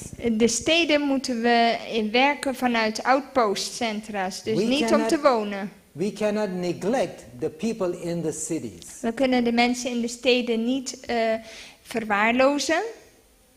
So God's people have to be where? In the countryside. Gods volk moet wel op het land wonen. And we have a very good example. We hebben een goed voorbeeld. And that is Enoch. En dat is Henoch. As did Enoch. Zoals Henoch deed. As God's commandment keeping people, we must leave the cities. Als Gods geboden houdend volk moeten we de steden verlaten. As did Enoch, we must work in the cities, but not dwell in them. Hij zegt, zoals Henoch moeten we werken in de steden, maar niet daar wonen. If I'm talking about country living, Als ik het heb over het leven op het platteland, in the city, in de stad, and if my home was in the city, als mijn huis in de stad was, there is no power in my message. dan is er geen kracht in mijn boodschap. Because I'm not being an example to the ones who are listening to the message. Want ik ben geen voorbeeld. So we have to be out in the cities. Dus uit de steden moeten we. So when the time of trouble comes, Dat wanneer de tijd van moeilijkheden komt, we should have by then attained perfection in Christ. moeten we al volmaaktheid in Christus bereiken. We need to have the mind of Jesus. De gezindheid van Christus hebben. Though persecuted, Hoewel vervolgd, yet we should have the love of God in us. maar toch de liefde van God in ons hebben. Just as Jesus said, Zoals Jezus zei, Father, Vader, forgive them, vergeef het hun, for they know not what they do. want ze weten niet wat zij doen. You know, we're going to go through persecution. We zullen met vervolging te doen krijgen. Are we prepared? Zijn we voorbereid? I know the day that persecution comes, De dag dat deze vervolgingen komen, it can come like an overwhelming kan surprise. het echt als een overweldigende verrassing komen. Just like how the pandemic came. Net zoals de pandemie. Most of us were not prepared. De meeste van ons waren niet voorbereid. That was a wake-up call for us all. En dit was iets om ons wakker te schudden. I know we do not know if we'll have the next camp meeting. We weten nog niet of we nog een campmeeting zullen kunnen If it is organiseren. God's will, we will have. Als het Gods wil is, zal dat zo zijn. If the time of trouble has come, Maar als de tijd van moeilijkheden al zo intens wordt, I pray that you'll voor die treasure tijd, up all these messages. dan bid ik dat u al deze woorden in uw hart mag bewaren. And prepare to meet Jesus. En u zich mag voorbereiden om Jezus te ontmoeten. So what is our duty?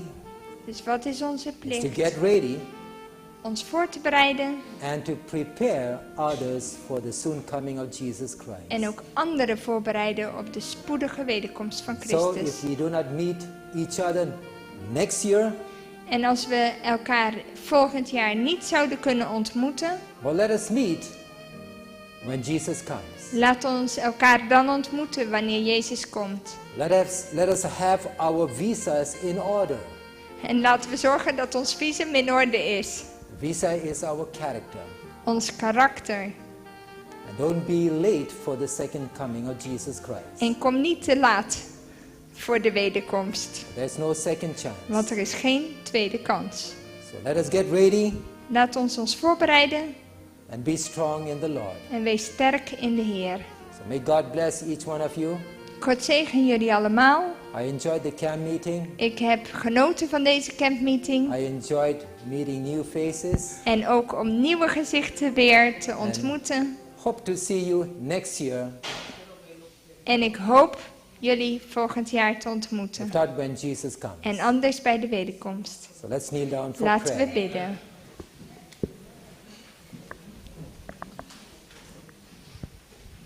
Our gracious and eternal Father, Onze genadige en eeuwige Vader. thank you for all the warnings you have given us. Heere, dank u voor alle waarschuwingen die u ons geschonken heeft. Thank you for raising up the prophetess, Sister Ellen G. White, Dank u ook voor de profetes Ellen White.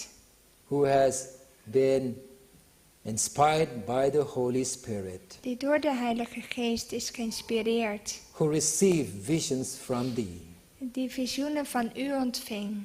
to tell us what is in the future.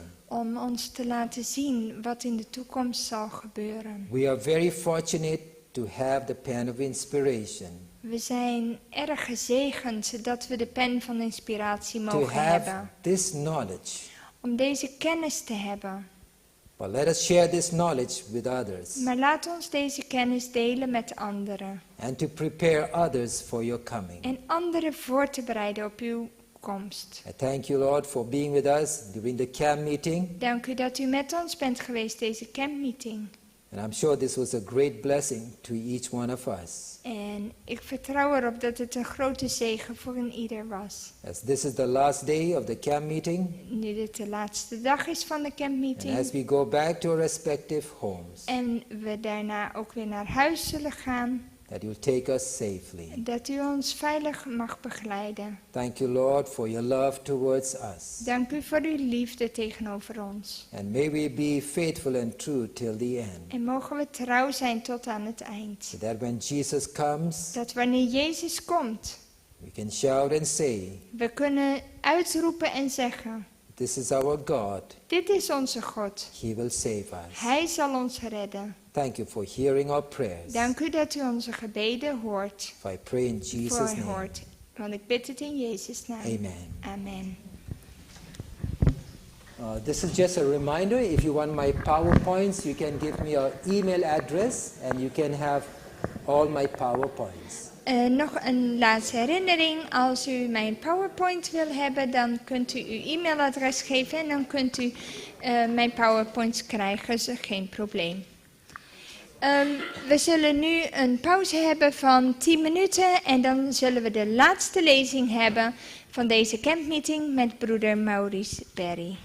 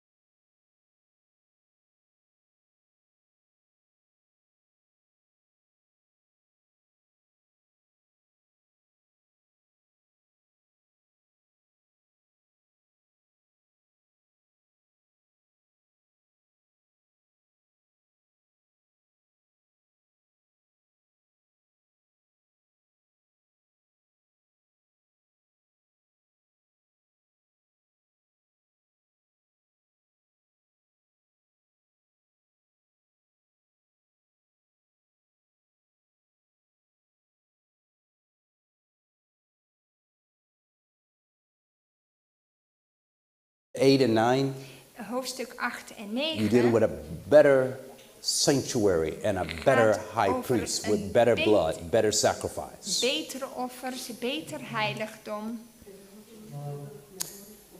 And so when you get to chapter 11, En als je dan komt in hoofdstuk 11, you're not just reading about, it's not just a Hall of Fame chapter. dan is dat niet zomaar een geloofshoofdstuk. It is a chapter showing all who offer sacrifices before the cross, Het kijkt naar de offers voor het kruis. having faith in the blood of that victim, pointing to the Messiah or the promised seed to come. Want zij hadden geloof in de Messias die komen zou. En die offers wezen daar allemaal naartoe. And then they were waiting En ze wachten erop, for us. op ons. Now, I don't know if you paid attention to what I just said. Ik weet niet of u goed opgelet heeft wat They ik net were, zei. they were waiting Ze wachten for us. op ons. Now, when I say us, most of you thinking, and if you don't believe that, let me give you an example. In Als, Hebrews 11:40, als ik zeg ons, en laten we kijken in Hebreeën 11 vers 40. the Bible says, Daar zegt de Bijbel, I want to make sure I don't want to misquote this one for a moment, because you need to get this very well. Alten, ik hoor een Hold on. piep. Alten, ik hoor een piep. The Bible Er- says, of whom the world was not worthy. They wandered in sheepskins, and then ones who the world was not worthy. I'm sorry, it says here, verse 38, of whom the world was not worthy. They wandered in deserts and in mountains and in dens and caves of the earth. Vers All these 38. Er staat, de wereld was hen niet waard. Ze dwaalden rond in afgelegen plaatsen en verbleven op bergen, in grotten en in holen in de aarde. All these, having obtained a good report by faith, Vers 39. En deze allen hebben, hoewel zij through door faith, het geloof een goed getuigenis van God gekregen hebben, receive not the promise. de vervulling van de belofte niet verkregen. For God having provided some better thing for us, that they without us should not be made perfect. Daar God met het oog op ons iets beters voorzien had, opdat zij zonder ons niet tot de volmaaktheid zouden komen.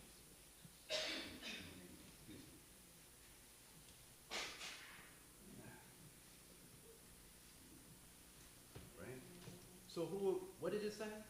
Dus wat stond er nou? What did it say? Wat stond er? They, who is they? Wie is die zij in vers Moses, 40? Elijah, Opdat zij, Gideon, Samson, Barak, ja, Abraham. Mozes, Abraham, al die mensen die hier genoemd all zijn, offered sacrifices ze hebben allemaal geofferd by faith door het geloof in the earthly sanctuary and his service. in het aardse heiligdom en zijn diensten. They all obtained a good report.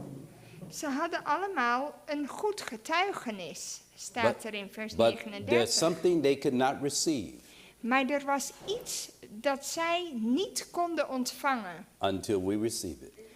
Totdat er was iets wat zij niet konden ontvangen, tenzij wij het ook ontvangen. What is it that they could not receive and they had to wait for us to receive it? Wat konden zij dan niet ontvangen, waarop ze moesten wachten totdat wij het krijgen? Some people say it was immortality, Sommigen zeggen onsterfelijkheid. but that's not true. Sommigen zeggen dat het onsterfelijkheid Because- is, maar dat is niet waar. We have not received immortality. Want wij hebben namelijk nog geen onsterfelijkheid ontvangen. But Elijah did. Elia wel. Enoch did. En Henoch kregen ook al So they were not waiting onsterfelijkheid. for us to receive immortality. Dus zij hebben niet op ons gewacht om onsterfelijkheid te ontvangen. Well, what is it that they cannot receive Dus wat is het dan wat zij niet konden ontvangen until we receive it. totdat wij het ontvangen Now, I hebben? told you earlier, there's a day Zij, without us. zij zonder ons. Now, in the context, us is you thinking Paul and them talking, Dus waar gaat die ons over? Is dat Paulus? and that's true. But there's a problem here. Ja, maar er is een probleem. Without us is being more specifically dealing with someone or some group of people Want die ons gaat hier specifiek over een groep mensen that understands the sanctuary. die het heiligdom verstaan. They understand the sacrificial system and will be able to explain the sacrificial system in type and antitype Ze begrijpen het offerstelsel in type en antitype. there. You can look around. How many places, how many churches you know right now Je kunt om je heen kijken can hoeveel truly kerken explain kunnen uitleggen the sanctuary and the service and the high priestly ministry of Jesus? wat het heiligdom en die offerdiensten inhouden in connectie met het hoge priesterlijk werk Now I'm van going somewhere with Christus. this. I'm trying to take you slow Ja, doe so you het. can see what's about to happen. Ik doe het langzaam dat u mij kunt volgen. The Baptists. De- I'm asking you about churches. How many churches you know? The Baptists, Hoeveel gemeenten kent u die dit leren? De Baptisten? the Pentecostal, De Pinkstergemeente? Leert u dat? the Church of God in Christ, De gemeente van God? the Roman Catholic Church. De Rooms-Katholieken? What church, Welke gemeente? what group of people Welke mensen have a message hebben een boodschap that coincides with Hebrews chapter 11 die, and the whole book of Hebrews for that matter? die het boek Hebreeën kan begrijpen? I want you to think, Ik wil dat u nadenkt. because you need to understand why the devil is attacking us or this church so bad. Want u moet begrijpen waarom de duivel deze kerk zo aanvalt.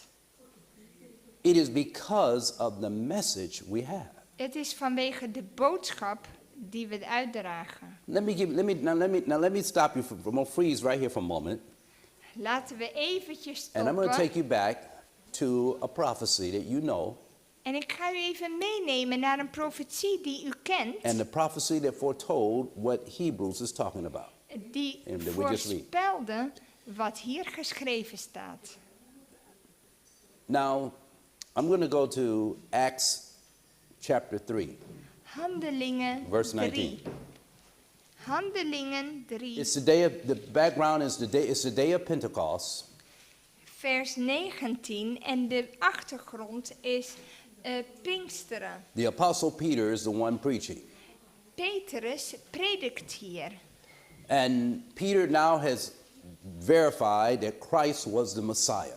En Petrus die laat zien dat Jezus inderdaad de Messias was. It is is one of the great moments in the history of Christianity. Het is een van die grote momenten binnen het christendom. It's the annual season of the I think it's Passover at that time, I'm not mistaken. That's taking place, and all the Jews from everywhere there. Let's see. Go to Acts chapter 1 with me. I want you to see Acts 2. Acts 2. In Handelingen 2, we Let's kijken see even I want naar you to de see what's going on, context, so you can get the point with me. dat u mij kunt volgen. Now, it's the day of Pentecost, yes. It's the day of Pentecost, Het is het which Pinksterfeest. that comes in right after, not too long after the Passover. Wat niet zo lang na het Pascha viel. But now, in the day of Pentecost is fully come, the Bible said disciples in one accord in one place. En de discipelen waren in eenheid op één plaats samen. Now, listen to this carefully. In verse 4 and 5, it says, and they were all filled with the Holy Ghost and began to speak with other tongues as the Spirit gave them utterance. In vers 4 staat, en zij werden allen vervuld met de Heilige Geest en begonnen te spreken in andere talen, zoals de Geest hun gaf uit te spreken. And they were dwelling in Jerusalem, Jews, devout men of every nation and under heaven.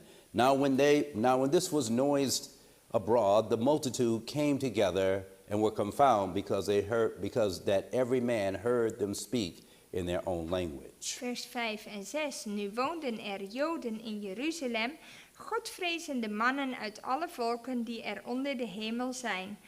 Toen dan dit geluid klonk, kwam de menigte samen en raakte in verwarring, want ieder hoorde hen in zijn eigen taal spreken. Now on the day of Pentecost, the disciples are filled with the Holy Ghost. Op de Pinksterdag worden de discipelen vervuld met de Heilige Geest. And they start prophesying about the day of God.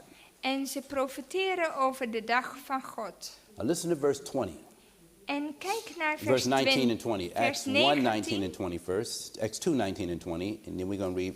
Ja. Look carefully. Vers 19 en 20. And I will show wonders in the heavens above, and signs in the earth beneath, blood and fire and vapor and smoke. The sun shall be turned into darkness, and the moon into blood, before the great and notable day of the Lord. Ja, en hier profeteert hij het volgende. En ik zal wonderen geven in de hemel boven en tekenen op de aarde beneden. Bloed, vuur en rookwalm.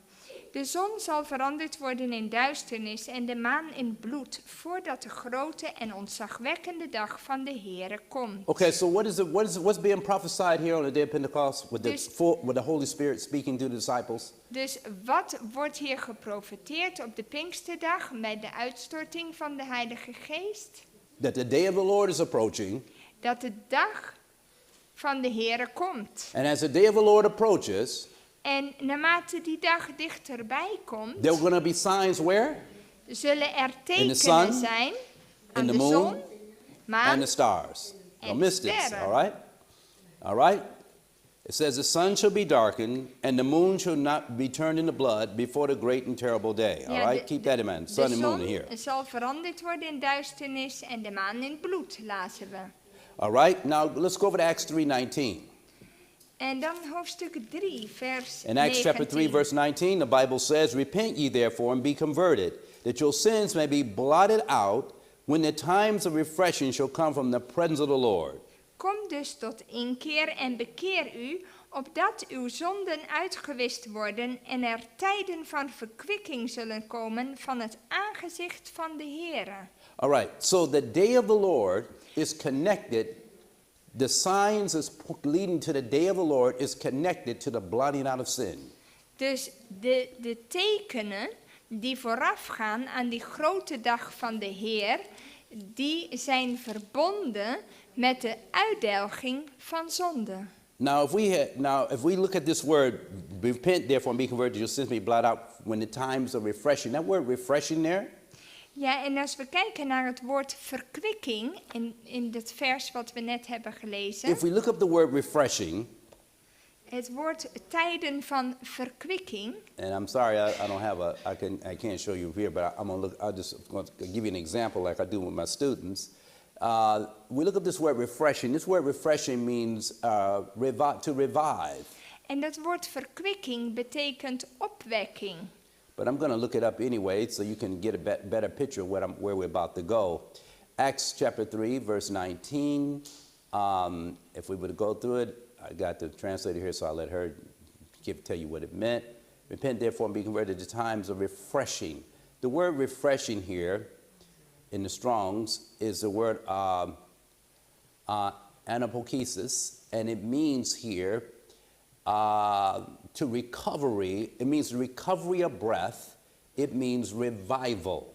Ja, dus letterlijk dat woord is anapokesis. Mm-hmm. En dat woord betekent dat je je adem herstelt, of ook wel opwekking. What does it mean? Dus wat betekent het? Refreshing means what here? Dus die verkwikking revival betekent opwekking. All right, but now what does the word revival means? Wat betekent opwekking? Wat What's the word verstaan revival we mean? eronder? Onder het woord opwekking. Because this is, if we go to the 1828 dictionary, Want als we naar het woordenboek gaan, listen carefully. The word revival means to recall or recover or recovery to life from death. ja, het woord opwekking, dat betekent dat je teruggaat of herstelt tot leven vanuit de dood.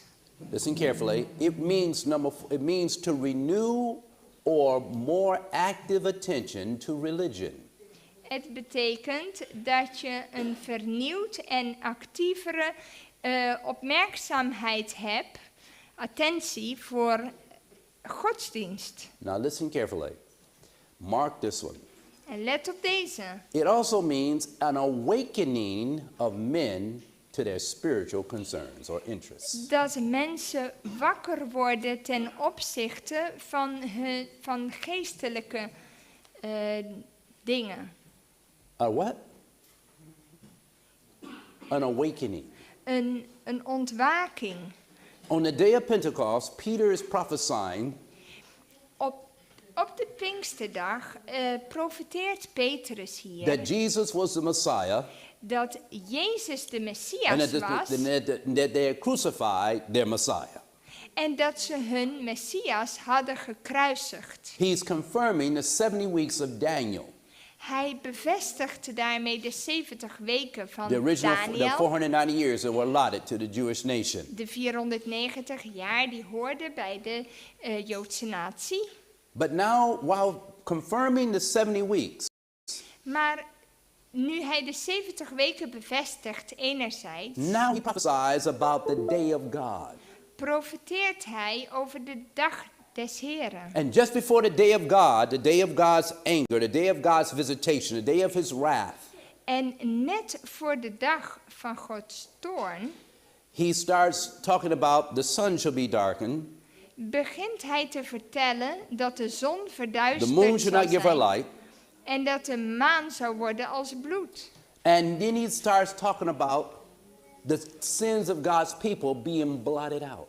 En tegelijkertijd begint hij uit te leggen dat de zonden van Gods volk uitgedelgd moeten worden. Now, what is Peter describing? Wat beschrijft Petrus hier? Do you know anybody with a message that talks about sun being darkened, moon turned to blood, stars falling from heaven? Do you know anybody that got a message that deals with a revival and at the same time a blotting out of sin, a cleansing of a sanctuary? Do you know anybody you know any religion that got a message like that Peter done talked about here on the day of Pentecost? Welke gemeente spreekt over deze punten die Petrus bespreekt, over deze tekenen die gebeuren, over zonde die uitgedelgd moet worden? Who is Peter talking about? Wie beschrijft Because al deze dingen? when you go to Hebrews, Hebrews says God had provided some better thing for us, that they without us should not be made perfect. Is this connected to that? Dus Hebreeën zegt, zij hebben iets wat ze niet kunnen bereiken voordat wij het bereikt hebben. What is Peter Maar, dus, we wie zijn dat? What are we talking about? An awakening, a revival. We hebben het over opwekking. Do you have a book called Great Controversy? Heeft u niet een Y'all boek? do have this book, right? De grote strijd.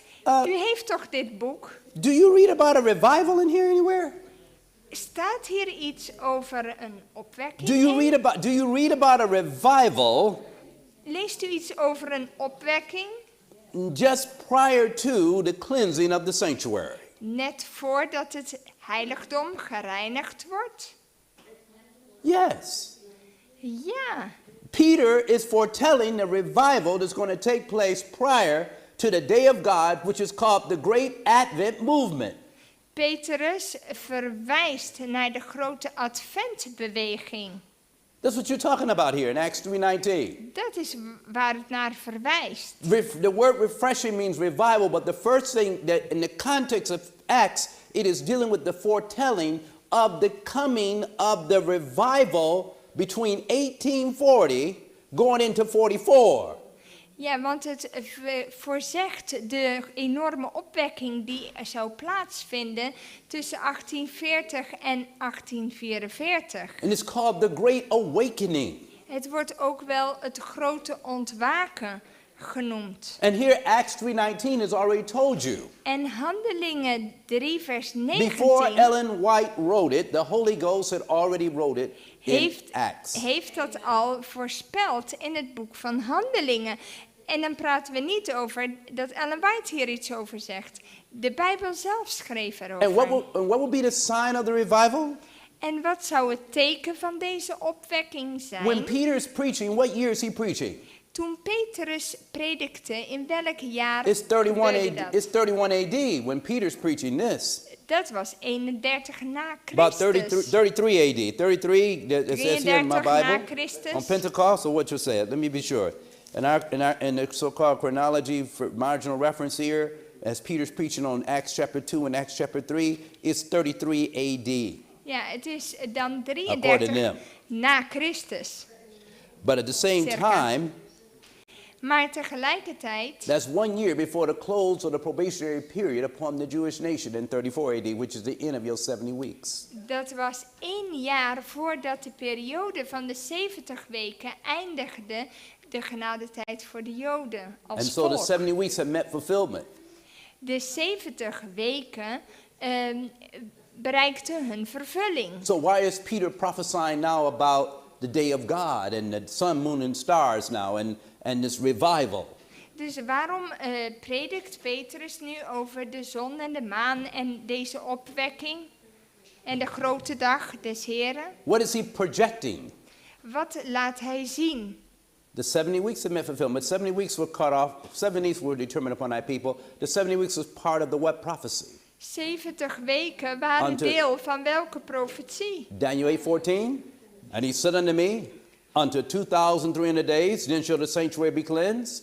Van Daniel 8 vers 14 in de profetie van de 2300 avonden en morgens. Daar stond dat in. Now Peter is giving you more detail En Petrus geeft u meer details about the events that's going to lead up to the fulfillment of the cleansing of the sanctuary. en laat u de tekenen weten die vooraf zullen gaan aan de reiniging van het heiligdom.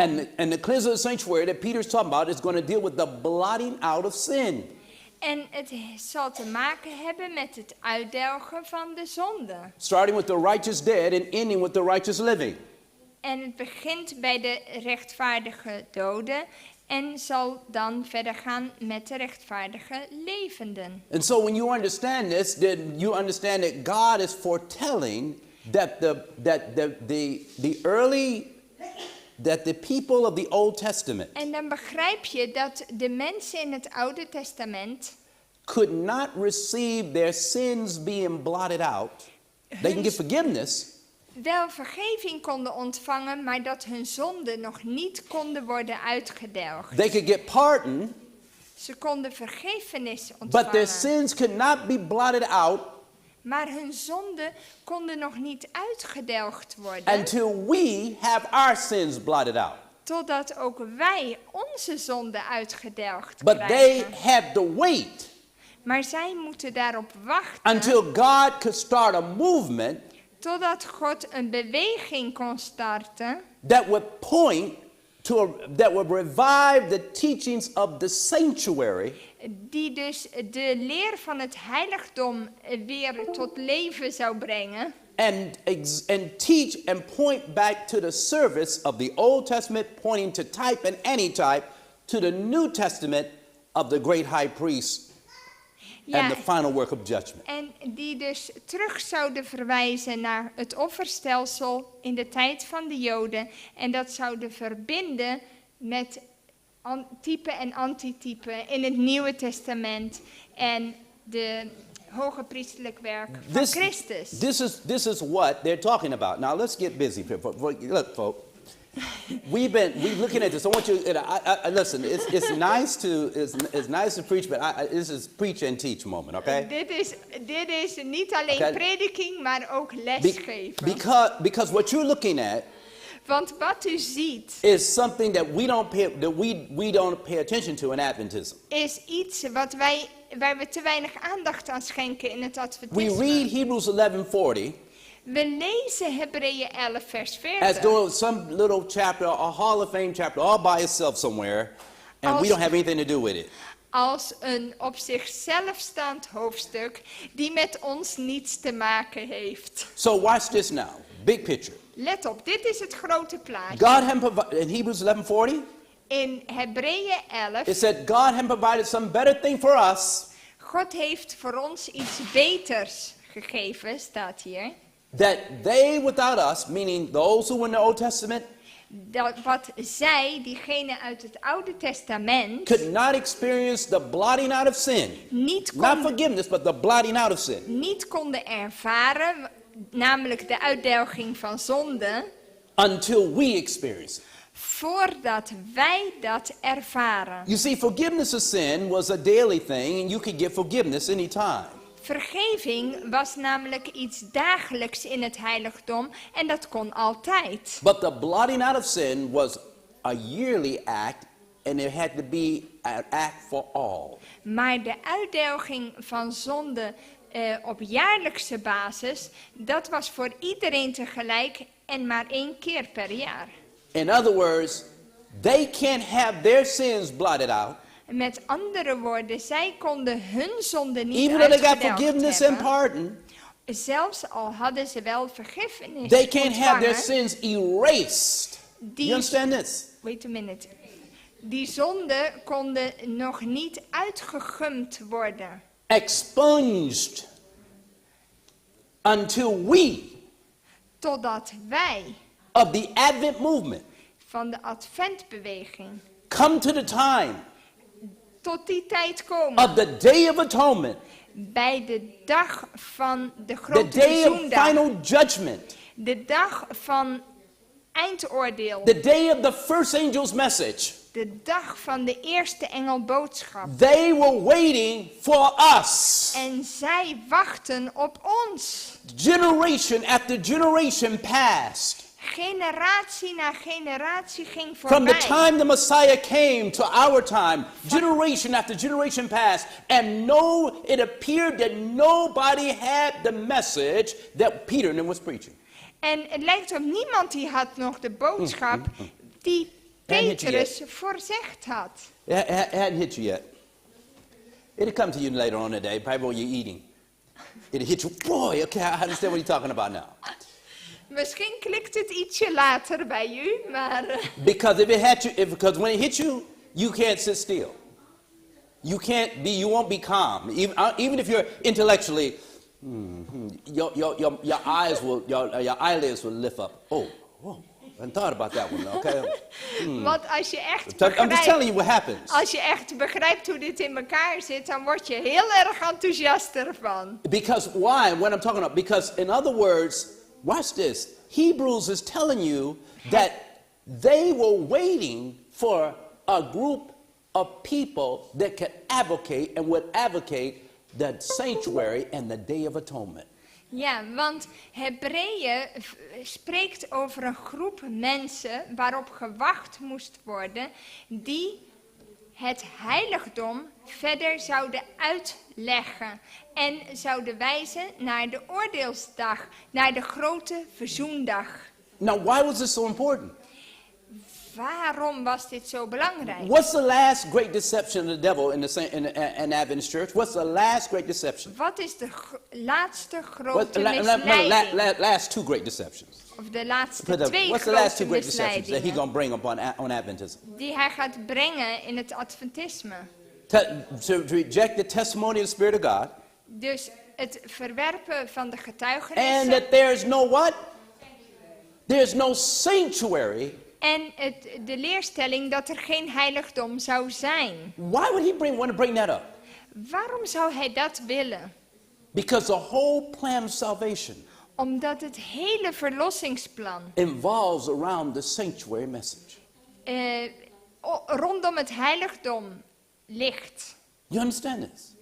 And so the devil has said, and now the Advent movement.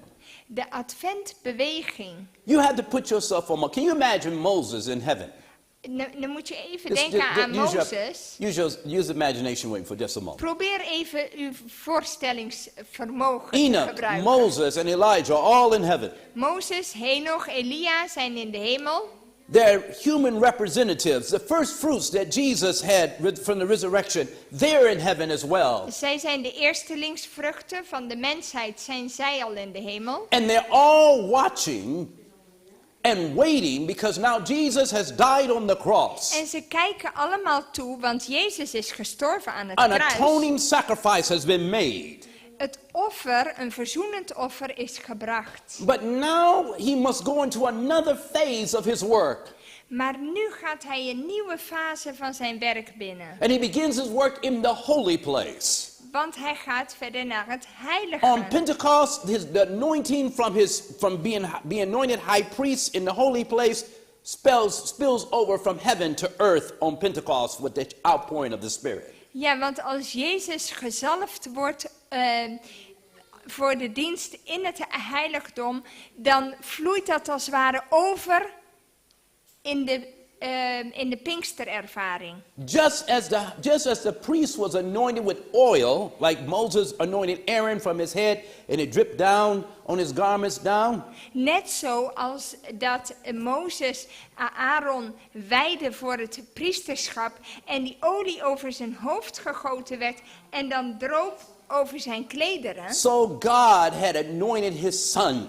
Zo had God ook zijn zoon gezalfd. To begin the work as our great high priest in the Om holy place of the het- heavenly sanctuary. Om het werk als hoge priester te beginnen in het hemels heiligdom. And now for 18 centuries, En zoveel eeuwen Jesus has been ministering in the first apartment of that sanctuary. werkte Jezus in het heilige van het hemels heiligdom. And Peter has prophesied already En Petrus voorspelde toen al that there's going to be some signs that's going to take place to show that they're heading for the final day of atonement. dat er tekenen zullen zijn die erop zullen wijzen dat we de grote verzoendag ingaan. The sun shall be darkened, De zon zal verduisterd and the worden. moon shall not give her light, and the moon shall turn to blood, De maan zou als bloed worden. and the stars from heaven shall fall. En de sterren van de hemel zouden vallen. And these will be the signs that will show that the time of the revival and the Advent movement would now begin to take place, and En the het- great day of atonement was approaching. En dat waren voortekenen van de grote opwekking onder de Adventbeweging. En het kondigde de grote verzoendag aan.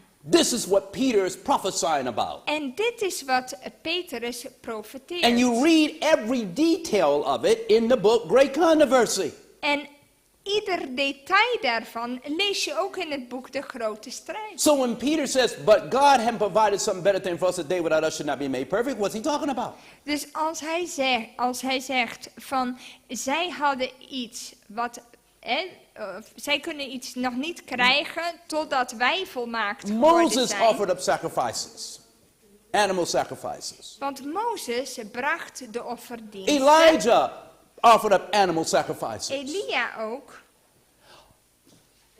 Enoch even offered sacrifices. Zelfs Henoch had offers gebracht. And what were they doing? Well, who did sacrifices point to? En? Who did they point to? Ja, en waar wezen die offers To naar? Jesus as what at first? Ze wezen op Jezus The eerst Lamb. als het lam van God. And what aspect of the sanctuary was that sacrifices offered in? That was the outer court. En dat was in de buitenste voorhof. When Jesus died on Calvary, Toen Jezus stierf op he Golgotha, fulfilled the type and antitype of the lamb in the outer court. vervulde hij het type van het lam in de voorhof. Now, when he goes to heaven and becomes high priest, Maar als hij naar de hemel gaat en hoge priester is, he's now fulfilling the work of the high priest in the daily service. nu vervult hij de rol van hoge priester in de dagelijkse diensten. For 18 centuries, Voor zoveel eeuwen, 18 eeuwen. until the prophecy of Daniel 8:14 will meet fulfillment. totdat de profetie van Daniel in vervulling zou gaan. And he said unto me, En hij zei unto tegen mij, 2,300 days, tot 2300 avonden en then morgens, shall the sanctuary be cleansed. dan zal het heiligdom worden gereinigd. We're talking about the heavenly sanctuary We now. hebben het over het hemelsheiligdom. So now the day of God is approaching. De dag des Heren komt naderbij. But just before the day of God, there's a revival of knowledge increasing on the prophecies of Daniel and the Revelation. Maar net daarvoor zie je dat de kennis toeneemt over de boeken van Daniel en Openbaring. Look at Daniel 12:4 with me. Let's go there. Let's go to the scriptures now. I'm trying to paint the picture in your mind, but I got to take it probeer out of the even scriptures. het plaatje te So you schilderen. can see big picture for a moment.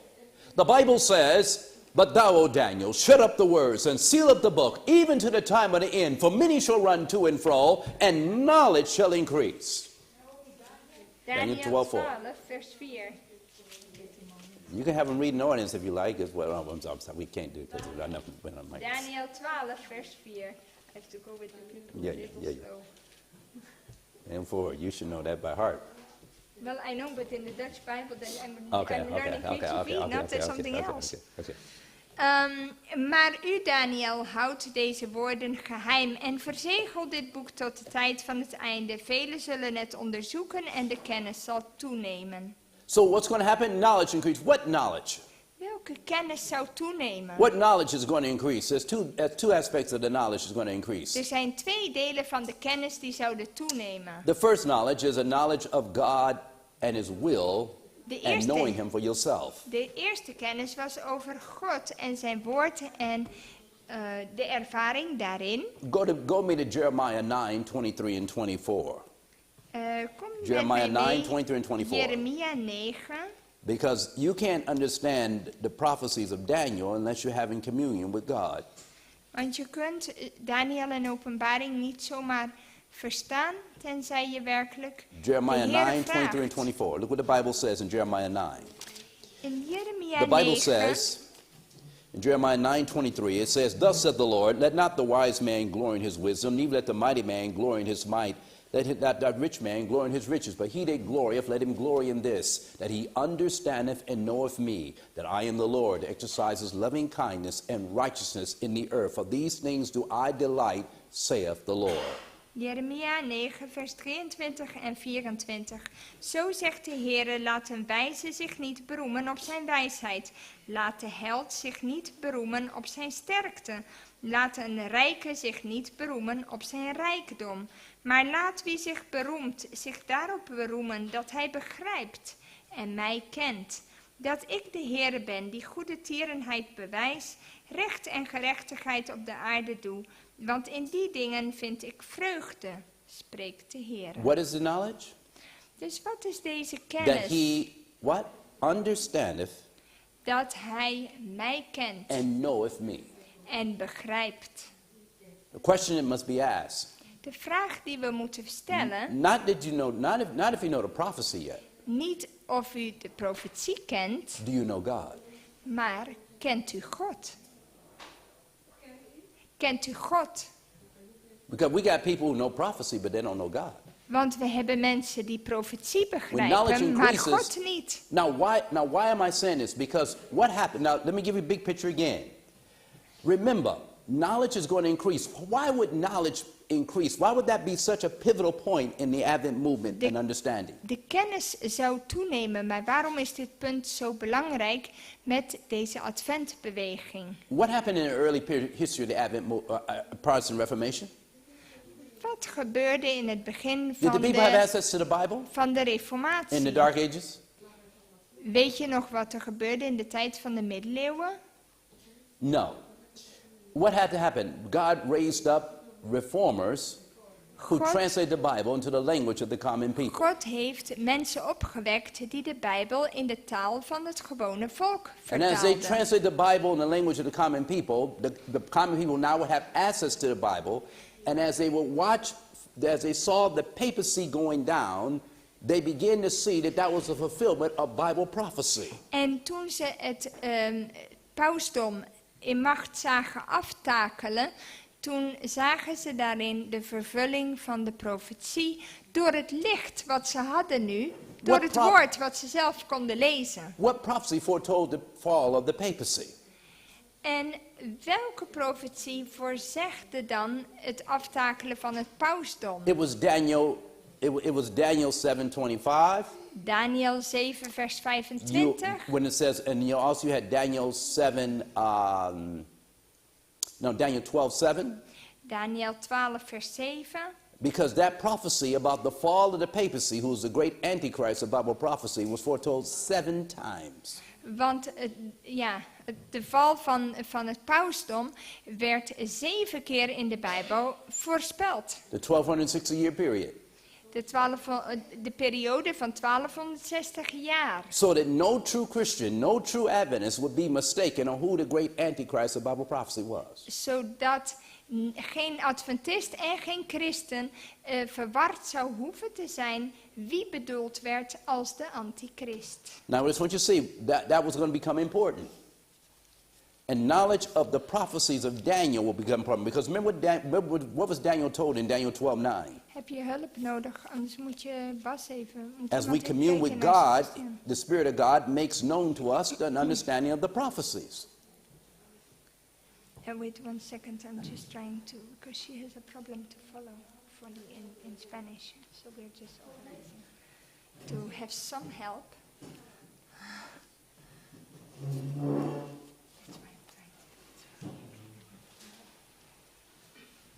As we commune with God, als we communiceren met de Heer, as Jeremiah said, that he says that God says that you will know me, that you know that I am the Lord, exercise loving kindness and righteousness in the earth. In other words, our communion with God determines our understanding and spiritual knowledge of the prophecies of Daniel and Revelation.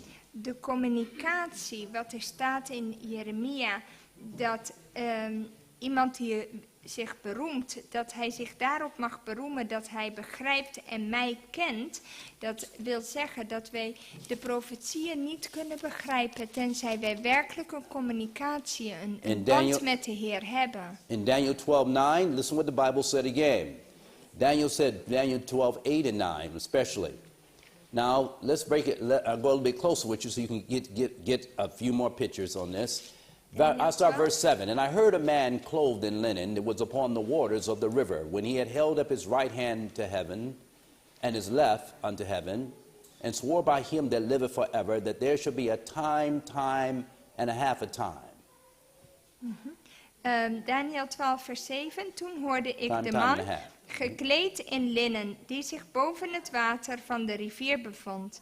En hij hief zijn rechter en zijn linkerhand op naar de hemel en zwoer bij hem die eeuwig leeft, na een vastgestelde tijd, vastgestelde tijden en een helft. Now notice this, it's going to be what? What's the time frame here? Dus a time? Het is time? een vastgestelde tijd. What's the time? 360? Vastgestelde tijden en een helft. Times 2? 720? Half a time? 180. 1260 years. When you add them up. Alles bij elkaar is dit 1260 jaar. Now that's going to be the duration. En dat was de tijd dat het zou duren. Under papal power. Waar we zouden leven onder pauselijke overheersing. But look a little closer with me. Maar laten we kijken. It says, when he shall have accomplished to scatter the power of the holy people. Wanneer hij er een einde aan gemaakt zal hebben om de macht van het heilige volk stuk te slaan. Who is the holy people that got scattered? Wie was dat heilige volk? This didn't say persecuted. Het zegt It niet says scattered. vervolgd, maar ze werden What holy verstrooid. people got scattered? Welk heilige volk werd verstrooid? Ancient Israel. Dat was voormalig Israël. Why were they scattered? Waarom werd Israël The scattering verstrooid? the power of the holy people is pointing you back to the scattering that took place when Israel broke the covenant. Wanneer gebeurde dat? Toen Israël het verbond verbroken had. And they were dispersed. They experienced a dispersion from Assyria. Assyria. Then we had Babylon. En als gevolg daarvan werden ze verspreid, And wait a minute, verstrooid. when Babylon conquered Jerusalem, I'm just Toen- showing you something. This is the true history of the daily. Dit is de ware geschiedenis van het dagelijkse. The daily, which is called paganism by Wat the early Adventist pioneers. heidendom genoemd wordt door de vroege pioniers. I'm not talking the new theology. Ik heb het niet over nieuwe theologie. The new theology says that the daily is the high priestly ministry of Jesus. Want die passen het vaak toe op de hoge priesterlijke dienst van Christus. But the early teachings of the daily, prior to those who gave the judgment hour cry, prior to 1844, Maar die mensen die de luide roep gaven voor the 1844... daily was Israel's dispersion to the pagan nations or heathen nations, all the way down from Babylon to Rome. sloeg het dagelijkse op de verstrooiing van de Israëlieten onder al deze heidense naties, te beginnen met Babylon, die hun gevangen had genomen. These heathen nations were daily desolating powers to ancient Israel. En zij waren verwoestende machten voor het volk van Israël. They left their land desolate. Het land bleef namelijk woest achter. And why were they scattered? En waarom Why waren ze did God allow verstrooid? Waarom liet God dat toe? Because they broke the covenant. Omdat zij het verbond verbroken You can read hadden. about that in Leviticus 26. You can also read about it in Deuteronomy 28. Je kunt het lezen in Leviticus 26 en ook in 38. And Deuteronomy. 28. Oh ja, en ook Deuteronomium 28. Look at Leviticus 26 with me for a moment. That's why the early pioneers had that on the top of your chart, because it helps you understand the issue of paganism and the pagan dominion that Israel went under. Look what the Bible says here Ja, dan in, begrijp je hoe het zit met dat in Leviticus dagelijkse en wat dat 26:33. inhield. Dat het heidendom, de verstrooiing naar het The heidendom Bible was. says in Leviticus 26:33, Bible Leviticus says, 26 vers and I will 32. scatter you among the heathen, Hier stond, ik zal u dan onder de heidenvolken verstrooien. and draw out the sword after you, En ik zal achter u een and your zwaard land shall be trekken. desolate. Uw land zal een woestenij worden. And it says here, and your cities waste. En uw steden een puinhoop. Did that happen? Is dat gebeurd? Was Israel scattered among the heathen? Is Israël verstrooid geraakt onder When you read Daniel de chapter 1, heidenen? what do you read in Daniel chapter 1? Wat lees je in Daniel 1? In Daniel chapter 1 you read, in the 3rd year reign of Jehoiakim, king of Judea, came Nebuchadnezzar, king of Babylon, Jerusalem, and besieged it. And the Lord gave Jehoiakim, king of Judea, into the hands of Nebuchadnezzar, king of Babylon. Ja, in Daniel 1 vinden we deze gebeurtenis, hoe die plaatsvond. In het 3e jaar van de regering van Joachim, de koning van Juda, kwam Nebukadnezar, de koning van Babel, naar Jeruzalem en belegerde het. En de Heere gaf Joachim, de koning van Juda, in zijn hand. So did Nebuchadnezzar conquer Babylon? Did Nebuchadnezzar really conquer Jerusalem? Heeft Nebukadnezar werkelijk Jeruzalem veroverd? Did he really conquer them at that time? Heeft He thought he did. Hij dacht van wel. But the Bible said what? Maar wat zegt de The Bijbel? Lord gave them over to him. De Heere gaf hun in Why? zijn macht. Waarom? Because they backslid and broke the covenant and practiced idolatry like the nations around them. Daniel 1 vers 1 en 2. En waarom gebeurde dit? Omdat ze Gods verbond verbroken hadden. Ze gingen het verbond verbreken en als gevolg van hun ongehoorzaamheid, omdat ze afgoderij praktiseerden, net als de omringende volken, liet God dit toe. And when you study that history, you begin to find out that the Gentile paganism of Babylon, Medo-Persia, Greece, Rome, gives you the understanding how they took Jerusalem, how Babylon desolated Jerusalem. Later you begin to see how Rome later will be the final desolating power that will desolate them because of their rejection of Messiah. Ja, en dan zie je, in het eerste instantie zie je dat hun land woest wordt gemaakt als consequentie. Maar later onder Rome zie je dat dat verder gaat, dat ze ook verwoesting ervaren, omdat ze Jezus als Messias hebben verworpen. And so we find that paganism En zo zien we dat het heidendom was a desolating power. een verwoestende macht was. And then when pagan Rome began to end, En toen het heidense Rome eindigde. Remember, Constantine had moved the capital to the east. En vergeet niet dat To the Byzantine Empire. That's where you had the Byzantine Empire issue.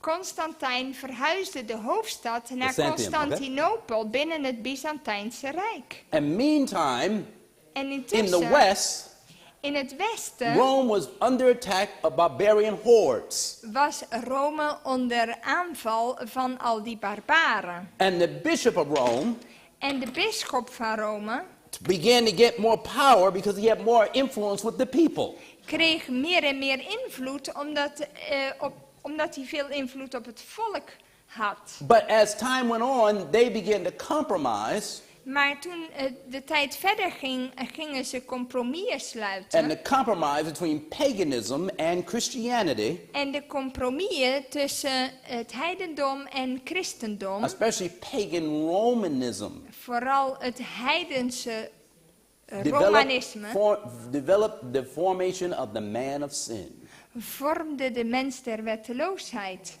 That's what we got. You got right there in Great Controversy, chapter 3. En je leest dat in hoofdstuk 3 van de grote strijd. But net now zo. we have pagan dominion. Dus je hebt het heidense gedeelte. And now when papal Rome is developed, you have now the transgression of desolation. En nu heb je ook de overtreding van de verwoesting. This is the great vision of Habakkuk chapter 2. Dit is het visioen van Habakuk 2. When he said, write the vision. Toen hij zei, schrijf het Make visioen. it plain on tables. Maak het duidelijk op That tafelen. he that readeth may run with it. Dat diegene die het leest, dat hij er lering Then he uit said, trekt. the vision is yet for an appointed time. In other words, there's time in this vision. En er staat, het visioen is voor een bepaalde tijd.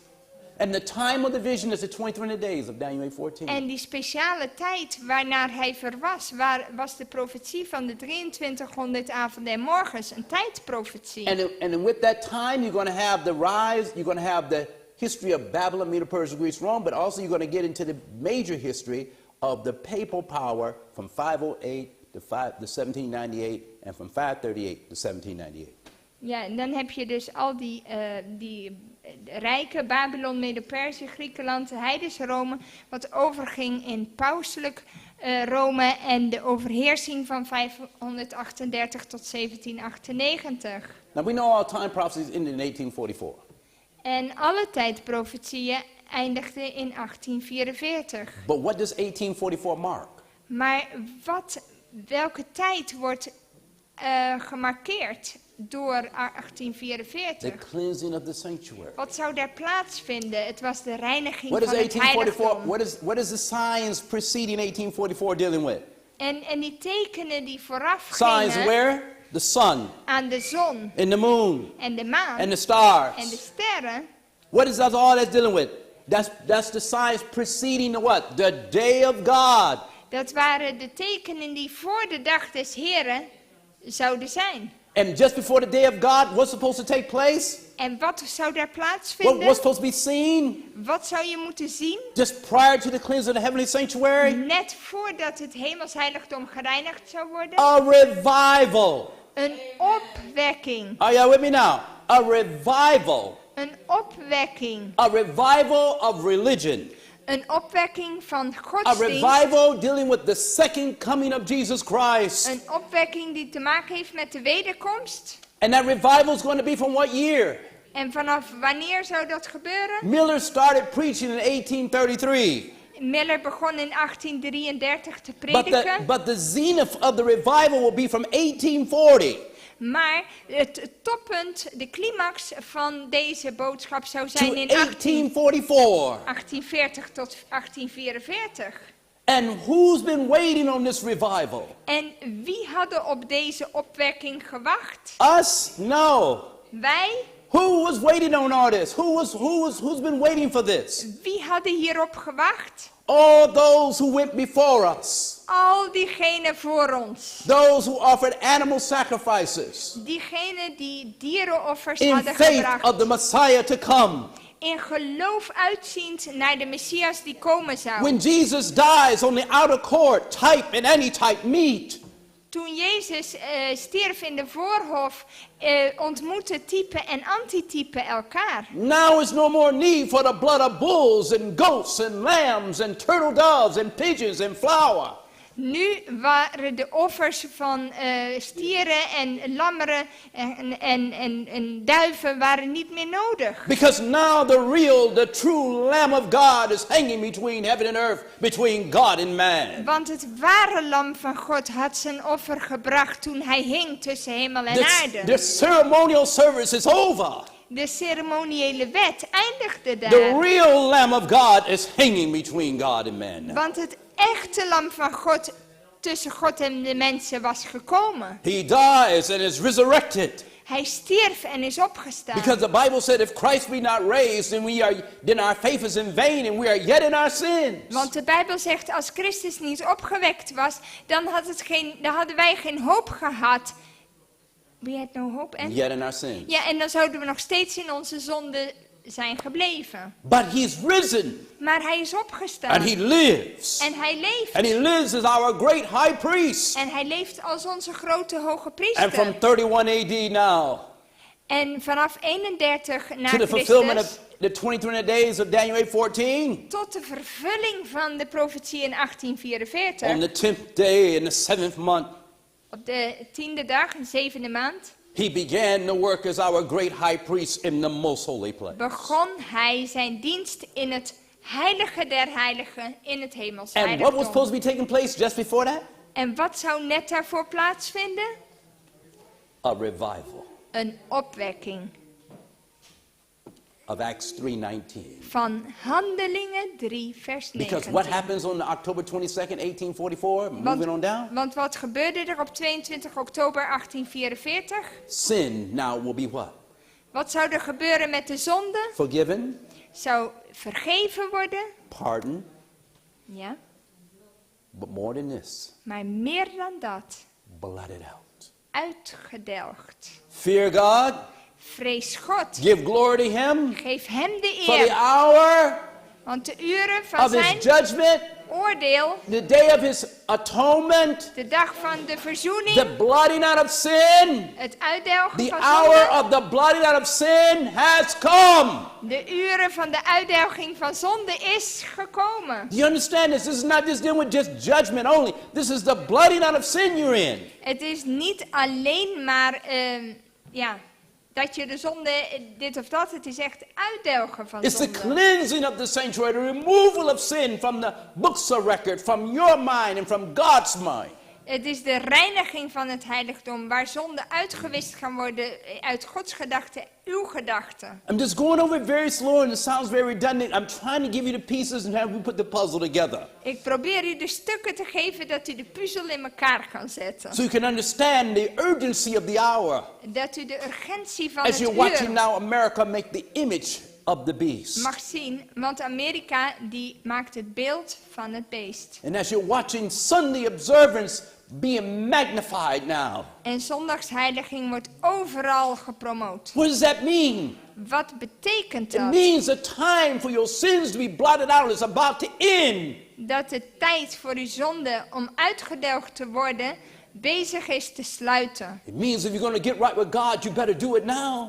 Dat als je in het reine wil komen met de Heer, dat je het beter nu kan doen. Because your high priest is not always going to be in that most holy place. Want uw hemelse hoge priester zal niet voortdurend in het allerheiligste I want you blijven. to see the big picture with me. Dus probeert u het Now, grote plaatje te you zien. still don't believe this is what this is talking about. Dit is waar het om draait. Well, let's go a little bit closer now. Let's go to the Bible a little bit closer. Laten we het zien. And because we translate and have to go through the little preliminaries and keep going, give you point by point. Okay? Ik moet een beetje langzaam gaan met de vertaling. All right, listen carefully. In Hebrews chapter 11. Hebreeën 11. Now remember, I told you earlier that Moses and Elijah and Enoch all looked forward. They were watching Earth's history, century after century, generation after generation. Mozes en Elia en al deze mensen die keken uit naar het einde van al deze al deze generaties. but especially after Christ died Maar vooral de tijd nadat Christus was and gestorven became the high priest. en hoge priester was geworden. How was the world going to find out about the Day of Atonement and the blot of sin that was prophesied by Peter? Hoe zou de wereld uitvinden over de grote verzoendag en de uitdelging van zonde naar wat Petrus had gezegd? How would the sanctuary that's now been trodden underfoot be revived and bring the people to a knowledge of the final work that Christ is doing in the heavenly sanctuary above? Who would have such a message? What people would do it?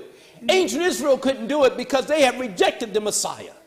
I'm sorry. Welke groep mensen zou dat gaan doen die met zo'n boodschap hadden en die de mensen daarop zouden wijzen? So now, who's going to do it?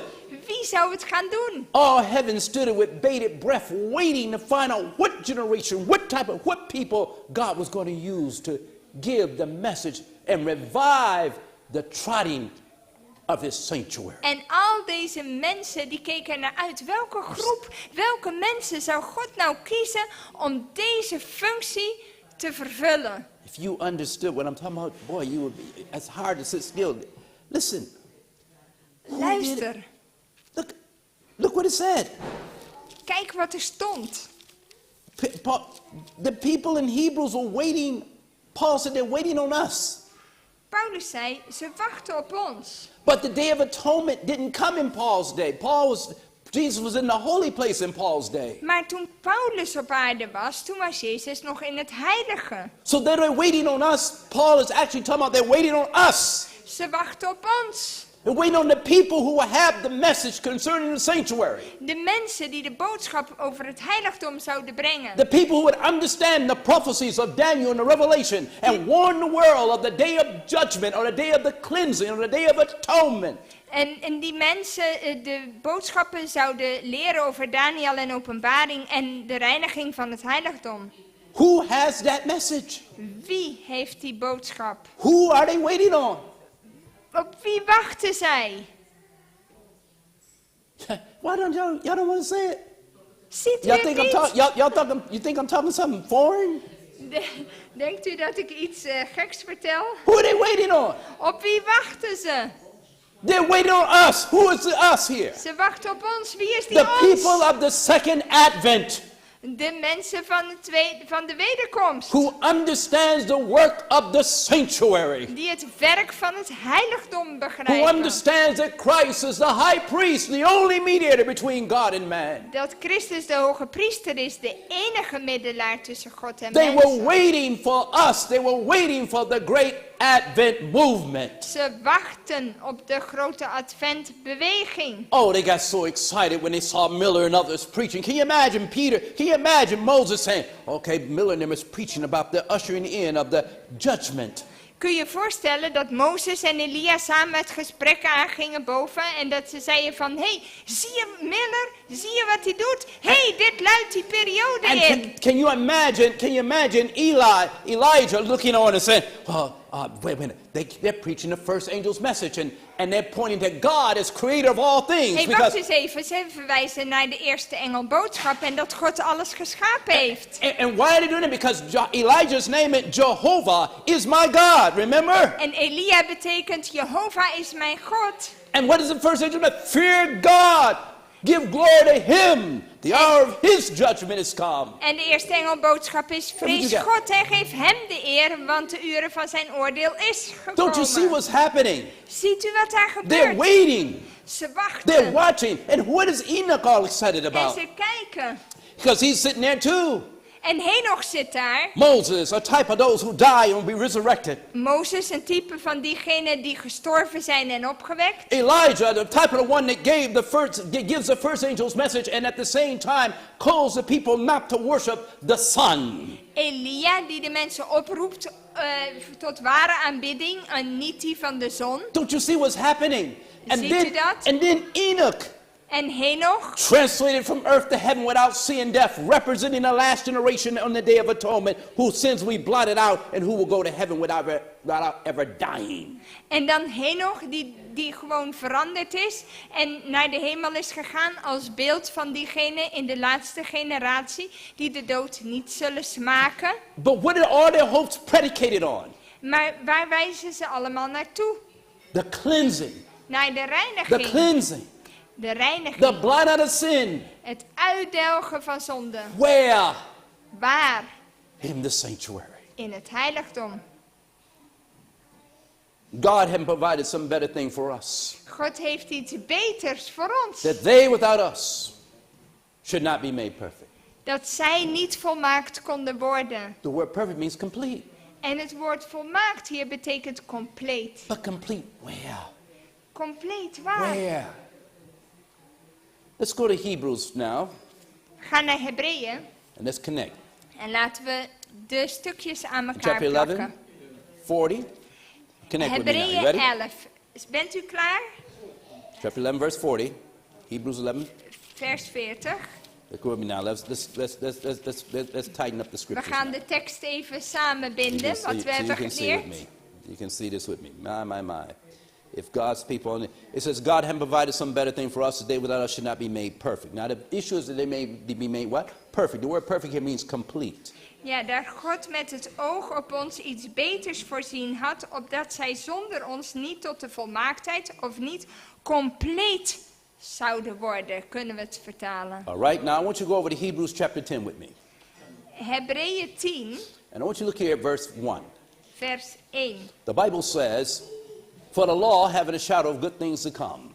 Want de wet die slechts een schaduw heeft van de toekomstige And not the heilsgoederen very image of those things, can never with those sacrifices which they offer continually, en niet het wezen van de dingen zelf, kan nooit met dezelfde offers make the comer thereunto perfect. die zij jaar in jaar uit onderbroken brengen, hen die naderen tot volmaaktheid brengen. What law is he talking about here? Over welke wet He's heeft talking about hij the law het? of ceremonial sacrificial Hij system. heeft het That hier over de ceremoniële wet. it could not do something. We're going to prove it. What could that system not do? Wat kon dat systeem of die ceremoniële It wet says, niet doen? but it says very image of those things can never with those what? Sacrifices. Ja, dus What sacrifices? met welke offers dan? What sacrifice are we talking about here? Over Animal welke offers? sacrifices. We hadden het over dierenoffers Lambs. hier. Lammerenofferen. Pigeons. Duiven. Heifers. Turtle doves. Are you with me now? Ja? It says, which they offer, how? How do they offer these? Year by year. What's year by year talking about now? En ze offerden die jaar bij jaar. Wat is de jaarlijkse offer? What is year by year talking about? Waar gaat het over? What year by year is talking about Day of Atonement. Jaar na jaar hadden ze grote verzoendag. The high priest entered once a year into where? Eén keer per jaar ging The de most hoge holy priester place. in het allerheiligste. To make the final atonement for Israel. Om de uiteindelijke verzoening voor Israël teweeg te brengen. But they offered in the outer court animal sacrifices in lieu of hope of the Messiah to come at that time. Maar ze brachten dat in de That's why hoop they had- en zagen uit naar de komst van de Messias. That's why they said by faith. Daarom staat het, door het geloof deden ze dat. But now look what the Bible says. Now, what would be the ultimate purpose of the sacrifice if the blood of animals could do it? If the blood of animals could do it, what would the blood be efficient to do? Ja, wat als het bloed The van blood of the dieren animals. voldoende was geweest? Look what the Bible says in verse 2. For then would they not cease to be offered, because the worshippers once purged. Ja, in vers 2 staat, zou er anders niet een einde gekomen zijn aan het offeren? Once purged should have no more what? Want zij die de dienst verrichten, No more what, everybody? zouden zich dan in geen enkel opzicht meer bewust zijn van zonden. No more conscience of sin. Dan zouden ze zich niet meer bewust zijn van zonde. What does that mean? Hé, wacht even, wat betekent What dat? does that mean? It's not Huh? It's not blotted out then. No, if the blood of animals if the blood of animals was sufficient. Als het bloed van dieren voldoende was geweest. On the Day of Atonement. Op de grote When the verzoendag. priest came out of the most holy place. Als de hoge priester daar naar buiten kwam. If the blood of animals had been sufficient. Als het bloed van dieren When voldoende was geweest. when the Day of Atonement ended, they would have no more remembrance of their sins that they did for that whole year or before that time. Dan zouden ze na de grote verzoendag hun zonde niet meer bewust zijn geweest. But what does Paul say? Watch this. Look at verse 3. Maar kijk in vers 3 wat Paulus But in zegt. those sacrifices, what did it say? Maar But nu, in those sacrifices, what sacrifices? Maar What nu- sacrifices in context? maar nu, Animal sacrifice. But in those sacrifices, there is what, everybody? There is what? There is remembrance again made of sins every year. wait a minute. Maar nu wordt men door deze offers elk jaar opnieuw aan de zonden herinnerd. So, wait a minute. The blood of animals could not, it could get forgiveness of sin.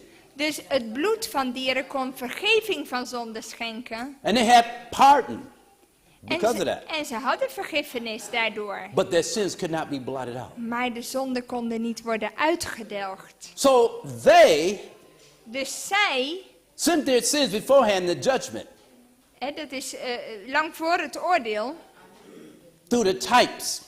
door die types. But they could not experience their sins being blotted out Zij konden dus niet ervaren dat hun zonden uitgedelgd werden. until we Totdat wij have our sins blotted out. onze zonden uitgedelgd Because the blotting out of krijgen. sin Want het bloed. is a collective act. No, it say again? Collective act. Ja, want het is een collectieve It's handeling. an all-inclusive act. In other words, when we get our sins blotted out, they get their sins blotted out. Dus als onze zonden uitgedelgd worden, dan zij ook. So Het they've is been collectief. waiting, Dus zij wachten, they've been waiting ze wachten on us. op ons. And what has the devil brought among us? En wat brengt de duivel bij ons binnen? Oh, you'll be sinning till Jesus comes. Oh, je gaat zondigen totdat Jezus komt. Really? Echt waar. We're gonna read Hebrews here like this and understand that there's a blotting out of sin about to take place, and you're gonna turn around and tell me that we're gonna be sinning till Jesus comes. You're a liar, and the truth not in you. Ja, hier in Hebreeën lezen we duidelijk over de uitdelging van zonde en hoe dichtbij we daarvoor staan. En dan zegt u van, we gaan zondigen totdat Jezus komt? Really? Wat bedoel je? Echt waar? What type of plan of salvation you been? Where you getting that creature from?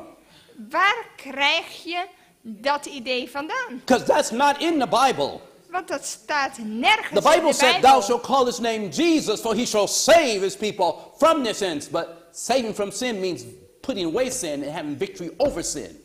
En in Matthäus 1 vers 21 staat dat de maagd zal zwanger worden en een zoon baren en hij zal zijn volk redden van hun zonde. En dat betekent dat de zonde weggedaan wordt, dat je overwinning over de zonde behaalt. Now you still don't believe me? Look what verse 4 says. Now look at verse 4. Kijk in vers 4 van Hebreeën. Why is there remembrance of sin every year? Why was there remembrance of sin every year even though they shed the blood of animals? Why? Ze hebben dus het bloed van dieren vergoten, maar toch kwam het niet tot uitdelging van zonde. Waarom? The Bible says in verse 4, "For it is not possible." De Bijbel zegt, want het is onmogelijk. It is not what? It is not possible Het is- that the blood of bulls and goats should take away sin. Want het is You see onmogelijk dat het bloed van stieren en bokken de zonde wegneemt. So wait a minute. If the blood of bulls and goats could not take away sin, then what could take away sin? Als de stieren en bokken het dan niet konden doen, hoe komt die zonde dan wel weg? Look what John the Baptist said. What did John the Baptist say in John 1:29? Wat zei Johannes in Johannes 1 vers 29? Look what it said. In John 1:29, the Bible says, "The next day John seeth Jesus coming." De volgende dag John ziet 1:29. Johannes Jezus tot zich komen en zei... He said, "The next day John seeth Jesus coming and said, Behold, the Lamb of God which taketh away the sin of the world. Zie het lam Gods dat de zonde der wereld wegneemt. Now we just read in Hebrews is that it is not possible that the blood of bulls and goats can do what?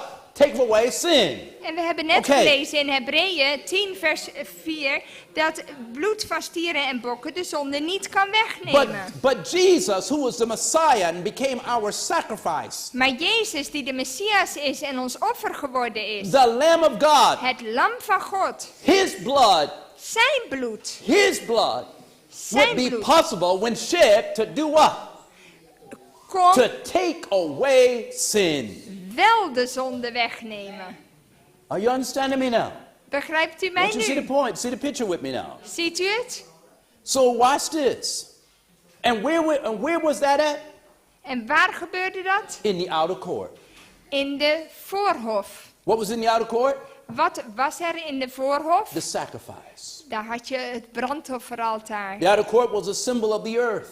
Die buitenste voorhof was een symbool van de aarde. When Jesus hung on the cross, what do we all read? Toen Jezus aan het kruis hing, wat lazen we toen? We quote it all the time, John 3:16. Johannes 3 vers 16. God so loved the world. Want al zo lief heeft God As de wereld nails are gehad. going through his hands and in his feet. En als de spijkers door zijn handen en voeten gaan. God so loved the world. Want al zo lief Crown had of God de thorns wereld pressed gehad. deep in his brow. En die toornenkroon die drukt op zijn slapen. God so loved the world, a side pierced with a Roman spear. Want al zo lief had God de wereld. En hij werd God so gestoken in loved zijn the world. zijde. His back lacerated with a cat of nine tails, bone showing and flesh showing as he was beaten by that cat, by that whip. Ja, en zijn hele rug lag open, dat je botten en vet zag uitsteken. God so loved the world. Want al zo lief had God de wereld. Nobody there to bind up his gaping wounds. En niemand was daar om zijn wonden te verbinden. God so loved the world. Want al zo lief had God de wereld. Nobody there to bear his cross when he was hanging. No one comfort him. Er was niemand om hem te troosten toen hij daar aan het kruis hing. But God so loved the world. Maar God hield zoveel van de wereld. That he gave his only begotten son. Dat hij zijn enige geboren zoon gaf. Who was wounded for our transgression. Die verwond was om onze Bruised for our overtredingen. iniquities. The chastisement of our peace was upon him. Want het verbond van vrede rustte op hem. And by his En stripes door zijn striemen we are healed. zijn wij genezen. Christ was treated as we deserve. Christus werd behandeld zoals wij verdienden. That we might be treated as he deserved. Dat wij behandeld zouden worden zoals hij verdiende. You see, he was condemned for our sins. Hij werd veroordeeld om onze zonden. In which he had no share. Waarin hij geen deel had. That we might be justified. Dat wij gerechtvaardigd zouden kunnen worden. Through his righteousness. Door zijn gerechtigheid. In which we have no share. Waaraan wij eigenlijk geen deel hebben. He suffered the death which was ours.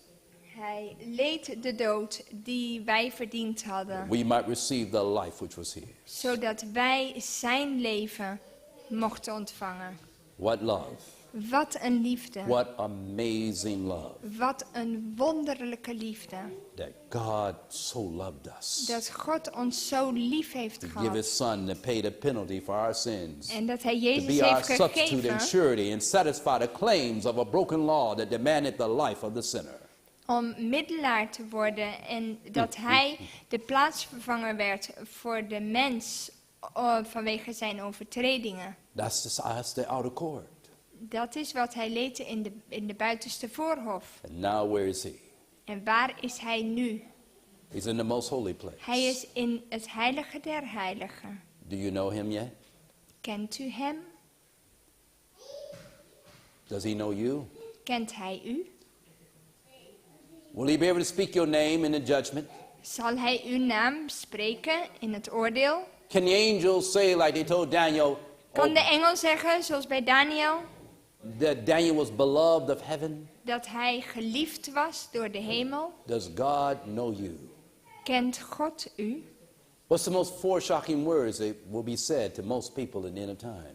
Wat is dat? What's the four shocking words that Ja, wat zijn de 4 that's going to be said that most people are going to be shocked about? schrikwekkende woorden die veel mensen zullen horen? Ik never heb knew u nooit you. gekend. And in the parable of the 10 virgins, En in de gelijkenis van de 10 meisjes, what does Jesus say to the foolish? wat zegt Jezus tegen de dwaze maagden? I tell you, Ik zeg u, I do not know you. ik heb u nooit gekend. What does Jesus say Wat zegt Jezus to professed Christians? aan belijdende christenen? I never knew you. Ik heb u nooit gekend. Ye that work iniquity. Gij die de ongerechtigheid bewerkt. Ye who profess my name and yet broke my law. Diegenen die mijn naam hebben beleden en Rejected toch mijn my wet law. hebben verbroken en hebben Trampled verworpen. upon my Sabbath. En met voeten mijn Sabbat vertreden. What a revelation coming. Wat een openbaring zal komen. But will God blot out our sins? Zal God onze zonden uitdelgen? What did New Covenant say? Wat zegt het nieuwe verbond? And this is the covenant I'll make with the house of Israel after those days. Dit is het verbond wat ik met het huis Israëls zal sluiten na die dagen. Israel means overcomer. Israël betekent overwinnaar. So this covenant is for the overcomer. Dit verbond is voor de This overwinnaar. covenant is not for people who want to remain in sin. En niet voor mensen die in zonde willen blijven. I'll put my laws in your heart. Ik zal mijn wetten in uw hart leggen. How is God going to put the law in your heart? Hoe gaat hij dat doen? Through the Holy Ghost. Door de Heilige Geest. Same Holy Ghost that was supposed to be poured out on the day of Pentecost. Dezelfde Heilige Geest die uitgestort werd op de Same Pinksterdag. Holy Ghost that led Peter to prophesy about the revival. Dezelfde Heilige Geest die Petrus inspireerde om te profeteren over de grote opwekking die zou komen. Look at 2 Corinthians 3. How is he going to put in your heart? Hoe gaat hij het in uw hart schrijven? 2 Korinthe 3. Look what the Bible says. Kijk wat de Bijbel zegt. 2 Corinthians chapter 3, verse 3. 2 Korinthe 3, vers 3. The Bible says here, it says, for as much as ye are manifestly declared to be the epistles of Christ, ministered by us, written not with ink, but with the Spirit of the living God, not on tables of stone, but on the fleshly tables of the heart. Het is immers openbaar geworden dat u een brief van Christus bent, door onze bediening opgesteld, geschreven niet met inkt, maar door de geest van de levende God, niet op stenen tafelen, maar op tafelen van vlees, van de harten. What was written on tables of stone? Dus wat was er geschreven op stenen tafelen? The law. Dat was de wet. Where did God say he would put the law in end time? En waar zal die wet schrijven in de eindtijd? On tables of stone? Op tafelen van steen opnieuw? No. Where is he going to put it? Waar gaat hij dit schrijven? In your mind. In je hart, Everyone in je who geest. accepts Christ and truly converted, Iedereen die Christus waarlijk aanneemt en the law zich will now bekeert, be written in your mind. dan zal de wet in onze geest worden geschreven, in ons verstand. By the Holy Spirit. Door de Heilige Geest. Is the law in your heart?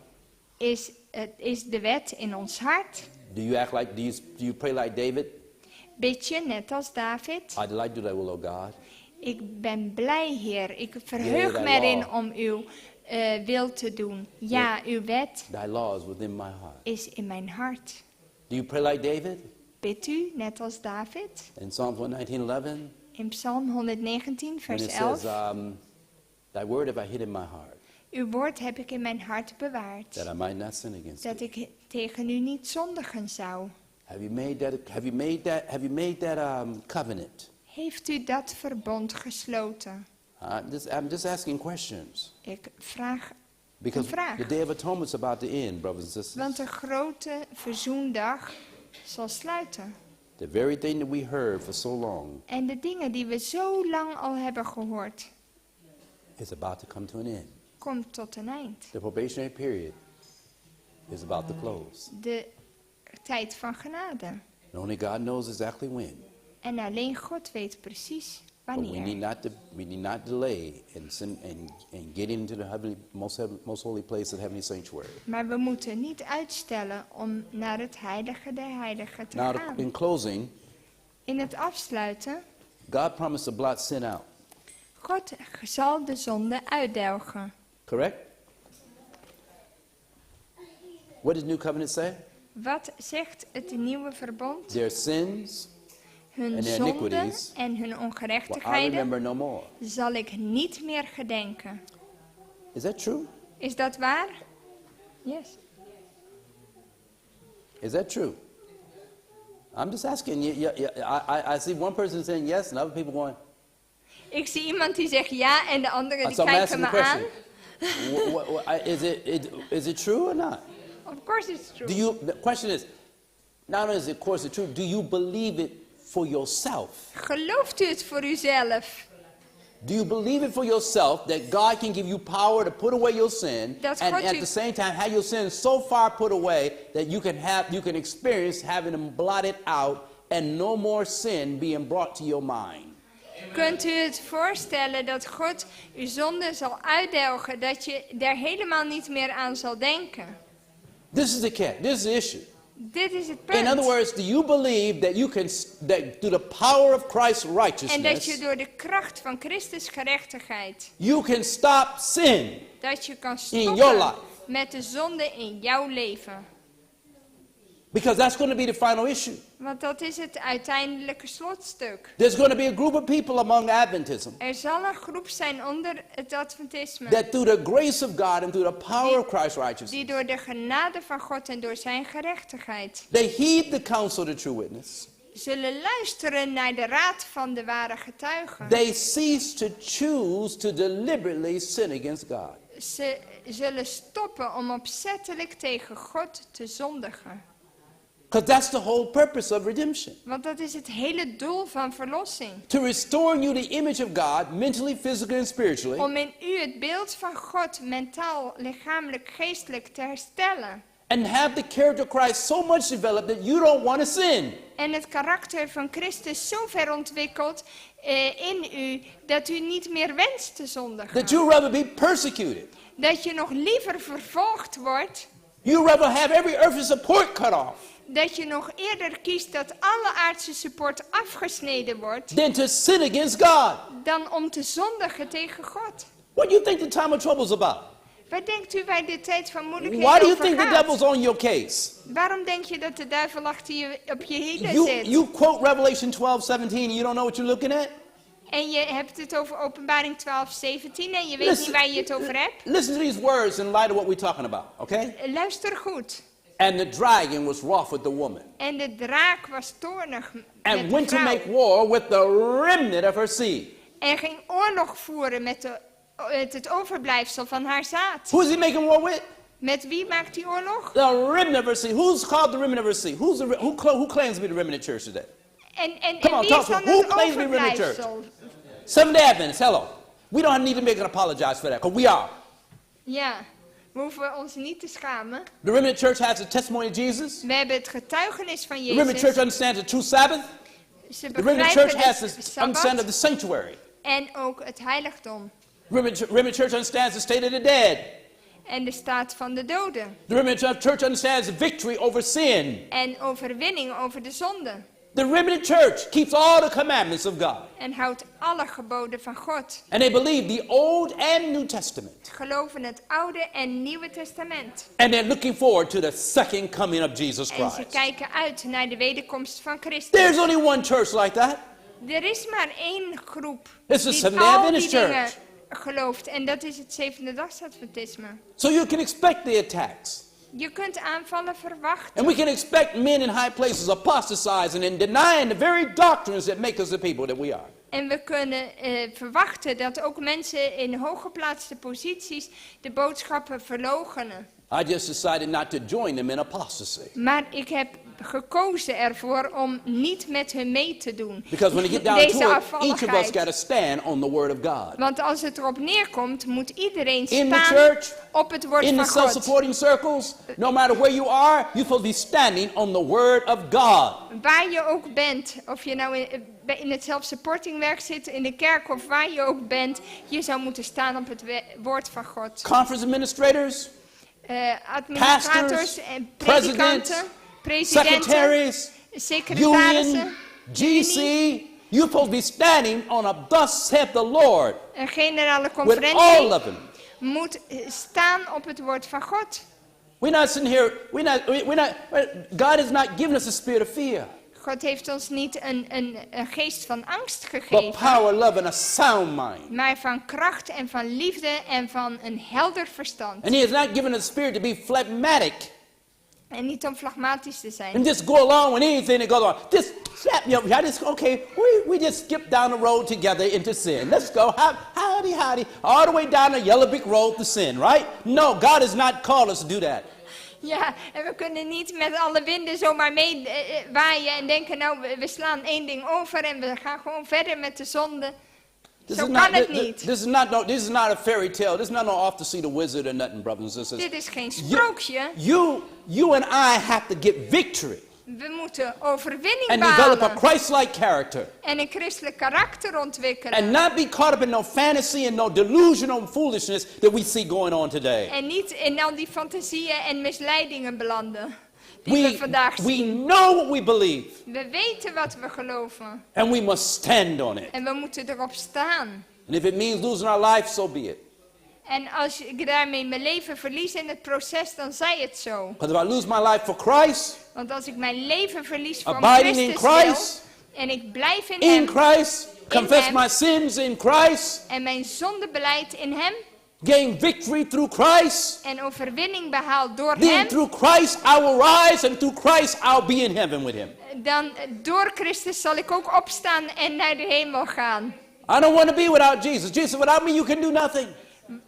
Zonder Jezus wil ik niet gaan, want hij zei, zonder mij kunt u niets doen. If you want to live that way, go ahead. Als u zo wil leven, The dan world, gaat uw gang. we got Adventists leaving the church, going out back in the world.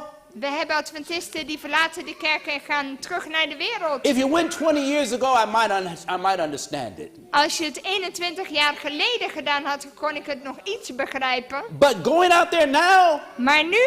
Oh no! No! Listen, it's better to say I'm gonna repent. Lord, give me the spirit of repentance. I'm gonna get rebaptized, and I'm gonna start again. I'm not going. No, out there now. Oh no. Nu eruit gaan is het slechtste wat je kan doen. Dan ga ik eerder bidden voor de geest van bekering en laat me herdopen.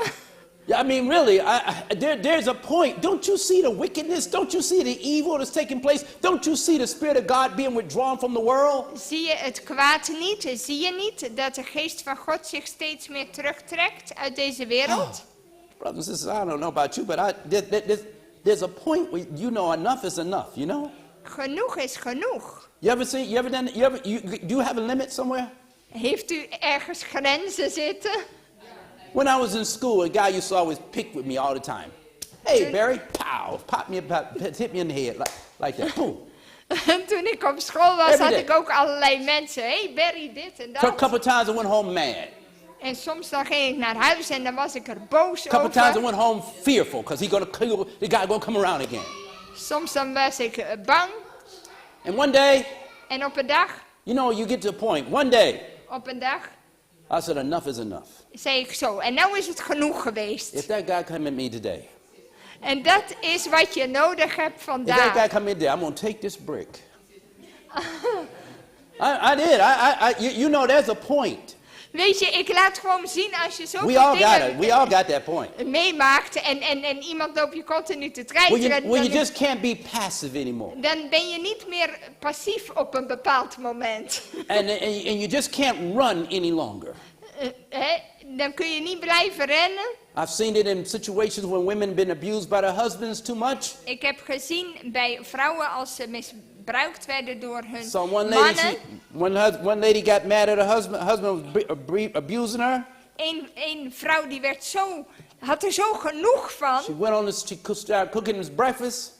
En toen begon ze zijn ontbijt klaar te maken. She made some of that, what you call that grits, that powder, what y'all call it, porridge here? Porridge. She made some of that porridge. Ze maakte pap. And she just waited on him to come in the kitchen. En ze wachtte op hem om naar de keuken te komen. He walked in there all tough. You got my breakfast, woman? Heb je mijn ontbijt al klaargemaakt, vrouw? And she said, yeah, honey, I got your breakfast. En ze zegt, ja schat, je ontbijt is klaar. I said, and he talked tough. You don't want me to get. You better have my food, woman. Je zorgt maar liever dat het eten op tafel staat. You don't want me to do like I did yesterday. Je wil niet dat ik nog hetzelfde herhaal als gisteren. She said, oh no, honey, I don't want you like you did yesterday. Dat wil ik niet dat je doet. She said, in fact. En eigenlijk. She said, you're never going to do me like you did yesterday. Je gaat niet doen wat je gisteren deed met mij. I said, 'cause I'm giving you your breakfast right now. Ik geef je ontbijt and nu. She began to pour that hot porridge all down his back. En ze goot de hete pap zo over zijn rug. She said, and he was screaming and hollering because it was burning. En het brandde en and hij zei, wow! How you like your breakfast now, honey? En ze zegt, en hoe hou je nu van je ontbijt? He had screaming. And he said, come on, do something now. You're going to still beat me like. She said, we're not finished. The pot is not empty yet. Let me give you a little bit more. En ze zegt, don't you want a little bit more? And now, let me tell you something. Weet je wat? It's a true story. Het is een echt verhaal. Ik verzin niks. That man never. Die man. When he came, he had to go to the hospital for third-degree burns. Hij moest naar het ziekenhuis voor een heleboel brandwonden. He came out that hospital. Hij kwam eruit. He never raised his hand up against his wife again. Hij heeft nooit meer zijn vrouw zoiets aangedaan. And later on he began to put out, I'm sorry, honey, I didn't. En toen zegt hij, het spijt mij. You're gonna fix breakfast for me? Ga je het ontbijt voor me maken? Oh, thank you so much. It's ready. Thank you so much. Oh, dank je wel dat het klaar is. Same man that was all bold before. Dezelfde man die had een metamorfose ondergaan. People have a limit, brother. Mensen hebben een grens. And believe it or not, church members got a limit too. En geloof me dat ook kerkleden een grens hebben. You can abuse, you can boss, you can force the church members to do a lot of things. Je kunt dwingen, je kunt heel veel geweld uitoefenen. But when a church member starts praying and starts asking God and seeking His will sincerely about what should be done and what not should be done. Maar als gemeenteleden serieus beginnen te bidden wat wel en niet gedaan moet worden. And it's finally fixed in their mind that what you asked me to do is contrary to God's will. En dat ze uitvinden, hey, wat jij mij vraagt is tegen de wil van God. And you've been doing this, getting away with it for a long time. Whether you be pastor, deacon, elder, don't matter. En je bent er al lange tijd van tussen gekomen, of je nou predikant, ouderling of wat je ook heet. You will eventually see church members stand up. Zul je op een gegeven moment zien dat kerkleden opstaan. 'Cause enough. Want genoeg is enough. Is genoeg. And they will get holy boldness. En dan krijgen ze een heilige, durf. To call you out and to call your sin out. En ze zullen het jou zeggen in het gezicht, rechtstreeks. Now my question to you is God going to blot your sin out? Mijn vraag aan u is, zal God uw zonde uitdelgen? What Bible text you got to show that God is going to blot your sin out? Welke tekst hebben we dat? Besides Act 3:19, what Bible text you got? Dat God uw zonde zal uitdelgen. I got to close you with what we talked about. So when sin is no more. Dat is de sin going to be no more? Or is there always going to be a remembrance of sin? The only remembrance you're going to have of sin is the nail prints in Jesus' hands. But you should not have no more remembrance of sin in your mind. Why? Maar je zult ook de zonde niet meer herinneren. Waarom? Why? All right, go with me in your Bibles for a moment. God says He's going to blot sin out. Let's see where He's going to blot sin out. First of all, He's going to blot sin out the book. Let's talk about sin out the book, right?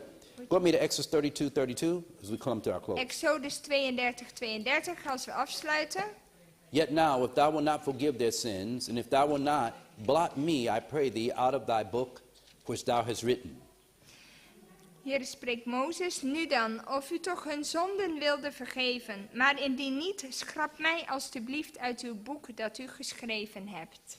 In Exodus 32:33, In vers 33.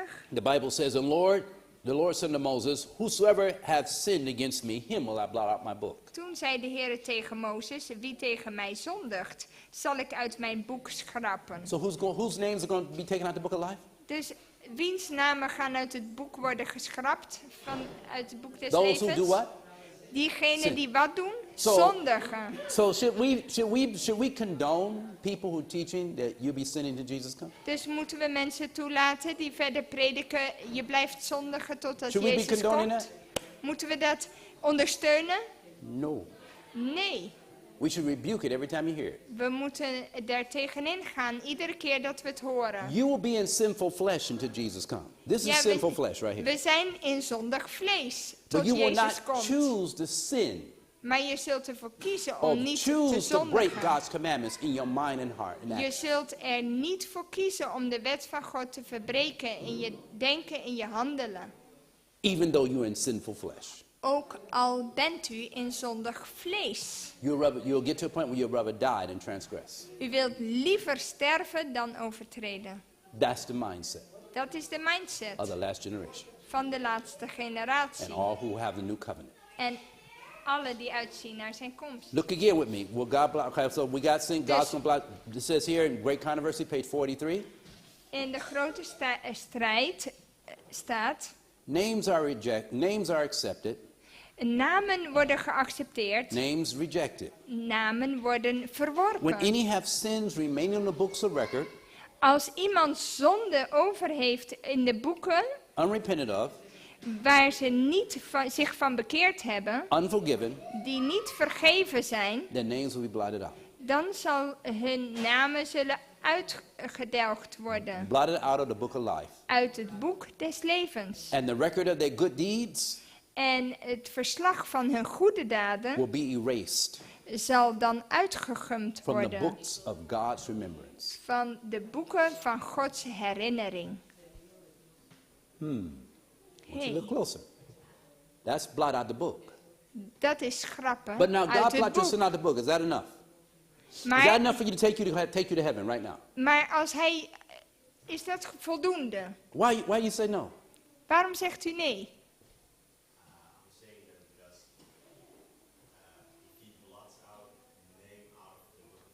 Uh-huh.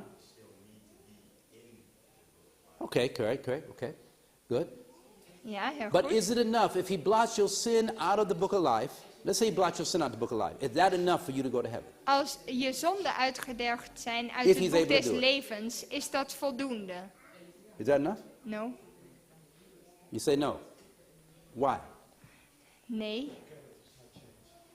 Because the character's not changed. Want dan is je karakter niet veranderd. Okay, let's go a little closer.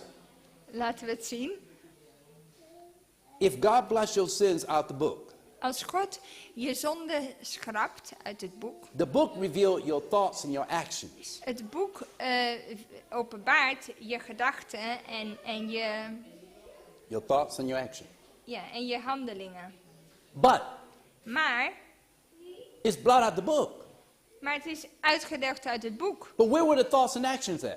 Maar waar zijn die gedachten en gevoel en handelingen? Where was that at? Where did that originate at? Wie was de origine van dat? In you. In jou, nietwaar? Where in you? Waar ben jij?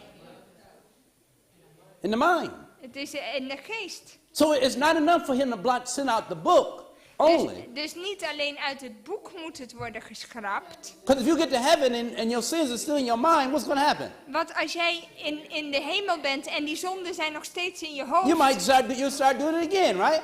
dan kan het zijn dat je weer begint om het te doen. God's not having sin rise up a second time. Maar de zonde zal niet een tweede keer opkomen. So your sins got to be blot out the book, but the sins also going to have to be now what? What do you got to do now? Dus die moet uitgedelgd worden uit het boek, maar ook. But what about God himself? What about God himself? Maar wat is met God zelf dan? Every time I see you, Iedere keer als hij jou ziet. what's your name? Wat is jouw naam? Momir? Pamir? Momir? Pamir? God see you in heaven. Ah, Pamir, how you doing? I remember what you did in 1944. Ja, Momir. God gonna be doing that in heaven. Als jij in de hemel komt en God die ziet je en dan What's your denkt hij name? van Momir, ik weet nog wat je gedaan hebt toen en toen. Yvonne? Hey, Yvonne. You remember 2006? Weet je nog, Iwan, in 2006? And you did XYZ? In other words, you don't remember. Jij weet van niks Okay, meer. but God, your name is blotted out the book.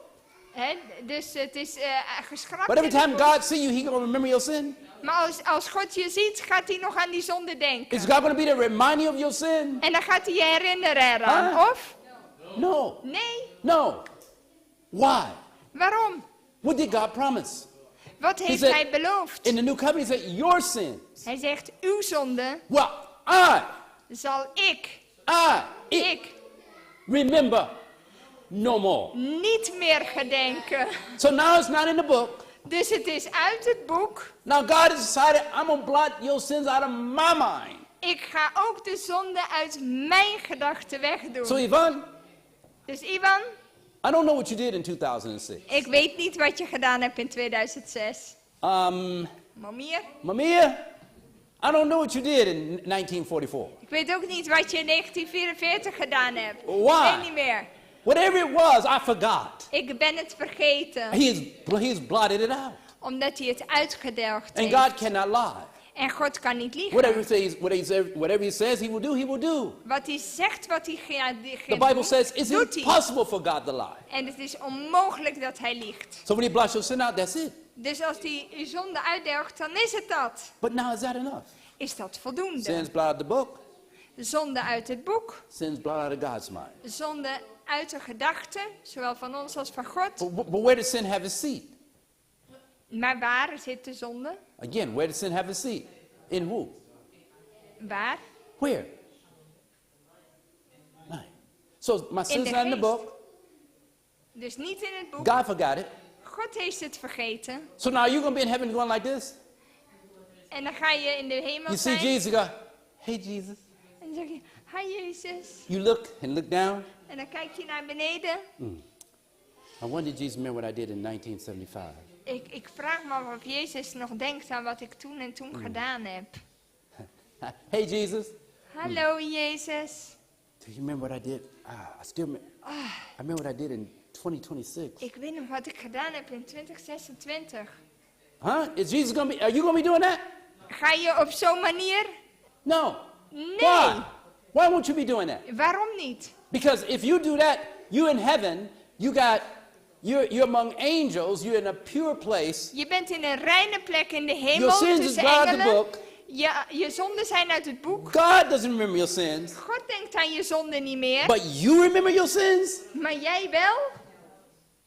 You can't enjoy heaven. Zo kun je de hemel niet genieten. You'll be ready to get out of there. You'll be like, Je zou eerder eruit willen gaan. where's the gate? Waar is de poort? Just let me get out the gate. Laat me alleen de poort uitgaan. I'll come back later. That's what you'll be thinking. Ik kom later wel terug. You're trying to get away. Je Oh, probeert mercy. weg te gaan. Finally, you know how you do, like some people do today. Man, how long are we going to be in church? Dus dat is net als sommige mensen. Oh, hoe lang zijn we nog Can't in wait de to get out of this kerk? place. Man, come on. Wanneer is de tijd And as soon as afgelopen? they get out of church, oh, man, where's my cigarette? En als ze dan uit de kerk zijn, waar is mijn sigaret? Give me my bottle here. Geef me mijn fles. Oh man, slits. Oh man, you're gonna have a good time. Yeah. Why? Waarom? Why? Waarom gebeurt dat? Because sin. Omdat zonde. The desire, the inclinations are all aroused. De neigingen worden allemaal opgewekt. But what did God promise you? Maar wat heeft God u beloofd? Psalms 40 and Isaiah 44:22. In Jesaja 44. God says, I have blotted out as a thick cloud thy transgressions, and as a cloud thy sins. Isaiah 44:22. Vers 22. Ik delg uw overtredingen uit als een nevel en uw zonden als een wolk. Now, notice this one. Then he says in Psalm 79:8 En in again, Psalm 79, vers 8. oh, remember not against us former iniquities. Denk niet aan onze vroegere misdaden. Let thy tender mercy speedily prevent us. Haast u, laat uw barmhartigheid ons te For we are hulp brought komen. very low. Want wij zijn volledig uitgeteerd. And in Isaiah 43:25, En in Jesaja 43, the Bible said, I, even I am he that blot off thy transgressions for my own sake, and will not remember thy sins. 25. vers 25. 43, vers 25.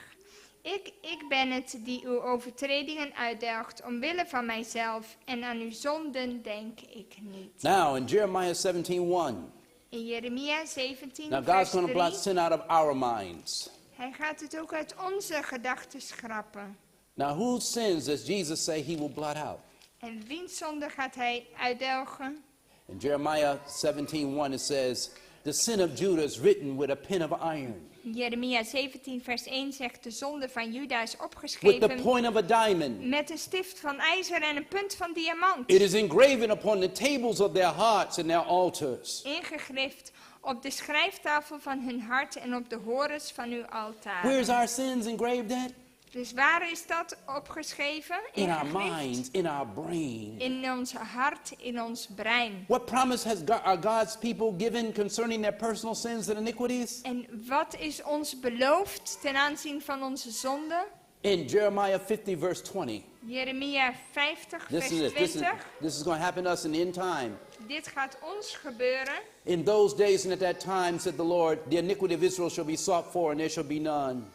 In die dagen en in die tijd, spreekt de Heer, zal gezocht worden naar de ongerechtigheid van Israël, maar die zal er niet zijn. The iniquity of Israel shall be sought for, and there shall be what? Dus er zal gezocht worden naar de ongerechtigheid van Israël, Jeremiah 50 verse 20. maar die zal er niet zijn. Everybody see that?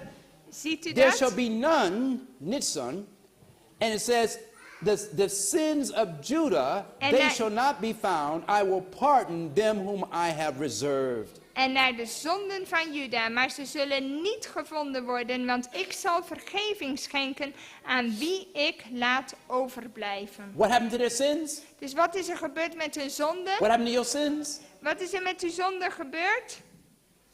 You said it. You said it. What happened to your sins? Ze zullen er niet zijn. They've been what? Gone. Ze zullen You mean you niet don't remember 'em now? gevonden worden. Je zult ze niet herinneren. You mean you're going to be in heaven with no more remembrance Dus je bent in de hemel en zal daar niet aan of denken your personal sins? van uw persoonlijke zonde. The only remember you have is a nail prints in Jesus' hands De enige herinnering die we aan de zonde zullen hebben, zijn de gaten in de handen van Jezus and his feet. en in zijn voeten. But your personal sins Maar uw persoonlijke zonden will never come back to mind. zullen nooit meer aangedacht And we worden. will experience this before we go to heaven. En dit zullen wij ervaren voordat we naar de hemel gaan. You know how we know? Weet je hoe we dat weten? In the book Great Controversy, Omdat in de grote strijd page staat, 620. bladzij 620. Had Jacob not previously repented of his sin Als Jacob niet voor die tijd zich bekeerd had van zijn and zonde, obtaining the birthright by fraud, vanwege het geboorterecht wat hij door bedrog had verkregen, God would not have heard his prayer dan zou God zijn gebed niet hebben verhoord and mercy preserved his life. en genadig zijn leven hebben Now gespaard. listen to this, because we're heading for this very period. En we komen op deze periode. So in the time of trouble, Zo zal het ook zijn in de tijd van that moeilijkheden. time of trouble starts with Sunday laws, En dat begint bij de zondagswet. and it escalates to the death decree. En het escaleert tot aan het doodsdecreet. So in the time of trouble, Die if tijd the, van if the moeilijkheden. people of God had unconfessed sins, Als het volk van God nog onbeleden zonde had, to appear before them, die hun voor ogen zouden komen, while tortured with fear and anguish, terwijl ze gekweld werden door, fear and anguish, door angst en bezorgdheid, they would be overwhelmed, dan zouden ze overweldigd worden. despair would cut off their faith, En wanhoop zou hun geloof afsnijden. And they could not have confidence to plead with God for deliverance. En dan zouden ze niet het vertrouwen hebben, die berusting om God te vragen. But while they have a deep sense of their unworthiness, Maar hoewel ze beseffen dat ze zelf onwaardig zijn, they have no concealed wrongs to reveal. maar ze hebben geen verborgen zonden die nog geopenbaard moeten Now worden. listen what blotting out means. Listen to this. En luister wat dat uitdelgen betekent. Their sins have gone beforehand to judgment Hun zonden zijn voor hun uitgegaan in het oordeel and have been blotted out, en zijn uitgedelgd. and they cannot bring them to remembrance. En ze kunnen ze niet meer in herinnering brengen. What? Wat? You won't be able to what? Wat zul je niet meer kunnen? Remember. Je kunt je niet meer herinneren. Not when you get to heaven. Niet wanneer je naar de hemel gaat pas. Before Jesus comes and Maar you go to heaven. voordat Jezus komt You en will voor have, je God's naar de people hemel have this gaat, experience. zullen Gods kinderen die ervaring hebben. In Psalms 85:2, In Psalm 82. it says, Thou hast forgiven the iniquity of thy people. Verse Thou hast covered all their sin. Selah. Psalms 85:2. 85. Psalm 85, 2. Vers 3 is het in het Nederlands. De ongerechtigheid van uw volk hebt u weggenomen. U hebt al hun zonden bedekt. In the book Spiritual Gifts, In het boek Geestelijke Gaven. volume 3, De derde. page Derde boek. 135, Bladzijde 85. it says, Those who have delayed, it says, those who have delayed preparation for the day of God Staat er diegenen die hun voorbereiding voor de dag des Heren uitstellen, cannot attain it in a time of trouble kunnen het niet meer krijgen in de tijd van moeilijkheden. or any future period. Of in welke toekomstige tijd ook. The righteous will not cease their earnest agonizing cries for deliverance. De rechtvaardigen zullen niet ophouden om te roepen tot de Heer. They cannot bring to mind En ze kunnen niet herinneren in any particular sins. enige specifieke zonde. But in their whole life they can see but little good. Maar ze kunnen in hun hele leven maar weinig goeds zien. Their sins have gone beforehand to judgment, Hun zonden zijn voorafgegaan in het oordeel. and pardon have been written. En er is vergiffenis achter hun Their sins geschreven. have been borne away into the land of forgetfulness, Hun zonden zijn gedragen in het land van vergetelheid. and they could not bring them to remembrance. En ze konden ze niet meer herinneren. In the book Patriarchs and Prophets, page 358, In het boek last Patriarchen en Profeten. as the final atonement, the sins of the truly penitent are to be blotted from the records of heaven. Ja, als het uiteindelijke werk van verzoening van zonde Records of heaven. zal de werkelijke boeteling, zullen al die zonden uitgedelgd worden van de boeken des hemels. No more to be remembered En ze zullen niet meer herinnerd worden. or come to mind. En zullen ook niet meer in onze gedachten komen. Brothers and sisters, Broeders en the zusters, day is coming de dag komt when you will see Jesus waar u Jezus zult zien. face to face, Van aangezicht tot with aangezicht. no sin between you and him. En geen zonde meer tussen u en hem. Face to face with Christ my Savior. Van aangezicht tot aangezicht met mijn Face to verlosser. face, what will it be? Van aangezicht tot aangezicht, wat zal dat zijn? Face to face in all his glory. Van aangezicht tot aangezicht in al zijn heerlijkheid. Jesus Christ who died for me. Jezus Christus die voor mij is gestorven. I mean, I say, Lord, Hoeveel help me to have willen my sins zeggen, forgiven, pardoned, and blotted out. Heer, help mij dat mijn zonden vergeven en uitgedelgd mogen worden. Strengthen me to live, to experience that before you come. En sterk mij in deze ervaring voordat u komt. It's going to happen, brothers and sisters. Want het gaat gebeuren. God is not slack concerning his promises. Want God, die maakt zijn belofte waar. That's what the cleansing sanctuary is about, the blotting out of sin. En dat is waar de reiniging van het heiligdom over gaat. Het uitdelgen van de zonde. Let me ask you a question. Laat me u een vraag stellen.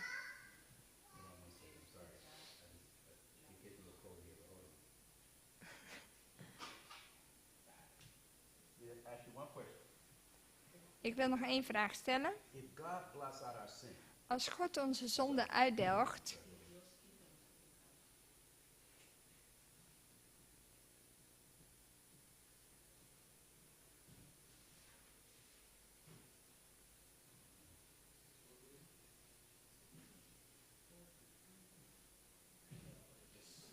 that one question. If God blots out our sin, als God onze zonde uitdelgt, what does that mean for the dead? wat betekent dat voor de doden? The wage of sin is death. Want het loon van de zonde is de dood. If there's no more sin, Als er geen zonde meer is, there's no more death. dan is er automatisch geen dood meer. So what does that mean for the dead? Wat betekent dat voor de doden? All who died with their sins sent beforehand in judgment? Dat alle die gestorven zijn en hun zonde van tevoren in het oordeel zijn gegaan, Have to be resurrected. moeten dan opgewekt worden. This is why they get up out the grave saying, "Oh death, Daarom komen ze uit hun where is thy graven sting? tevoorschijn. O grave, where is thy victory?" En hij zegt, oh graf, waar is uw kracht? Ja. Our family members, Onze our familieleden loved ones en geliefden who died in Jesus die in Jezus zijn gestorven, will have their sins blotted out. zullen de zonde uitgedelgd krijgen. And when they come out the grave, En als ze dan uit het graf komen, the first thing they want to see, het eerste wat ze willen zien, where is my family? waar is mijn familie? Where is my wife? Waar is mijn vrouw? Where is my husband? Waar is mijn man? Where is my children? Waar zijn mijn kinderen? Where are my grandchildren? Waar zijn mijn kleinkinderen? Where is my grandson? Waar is mijn kleinzoon? Lord, what happened to my family? Heer, wat is er gebeurd met mijn familie? What happened to my daughter? Wat is er met mijn dochter gebeurd? Why isn't she here? Waarom is ze niet hier? Why isn't he here? Waarom is hij er niet? I taught them. Ik heb ze les And gegeven. Jesus said, I know you did. En Jezus zegt, ja, ik weet het. Now let me show you what happened. Laat me je laten zien wat er is gebeurd. He's going to show the book. En dan laat hij het boek zien. He's going to show the life of your children. En die zal het leven laten zien Show van the je life of your kinderen. brother or sister didn't make it. Je broer of zus of wie er niet is. Where's Pastor so-and-so? Waar is predikant zo en zo? He's going to show you the life. Hier, ik zal je laten zien. The day is coming. De dag komt We're going home. dat we naar huis gaan. And we're not going to be in sin. En we zullen niet in de zonde zijn. Because through the blood of Christ, Want door het bloed van we Jezus got the victory. hebben we de overwinning And I behaald. saw a group of, I saw them that got the victory over the beast. En ik zag diegenen die de Over his overwinning image. hadden over het beest en And on over his zijn mark. beeld en over zijn And merkteken. they sung the song of Moses and the Lamb. En ze zongen het lied van Mozes Are you en going het to sing in lam. that day? Gaat u dat zingen? What are we going to sing? Wat gaan we zingen? What song are we going to be singing? Welk lied? A song of victory, right? Een lied van overwinning. Y'all know that hymn, Holy Thine? Kent u dat lied? Faith is the victory. No. I want Holy Thine. Huh? Y'all know Holy Thine? Because to have victory, you must be holy gods. You must be on God's side fully. The Bible tells us here De Bijbel vertelt ons in hymn number 308. That's what I'm going to read. I'm going to look at it. I just want to share these words with you, so you, as we close and let you go. I know today is the last day.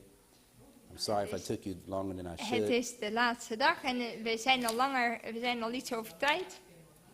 But I now don't know if I'll see you again. Zacht uitgedrukt. I hope to see you again.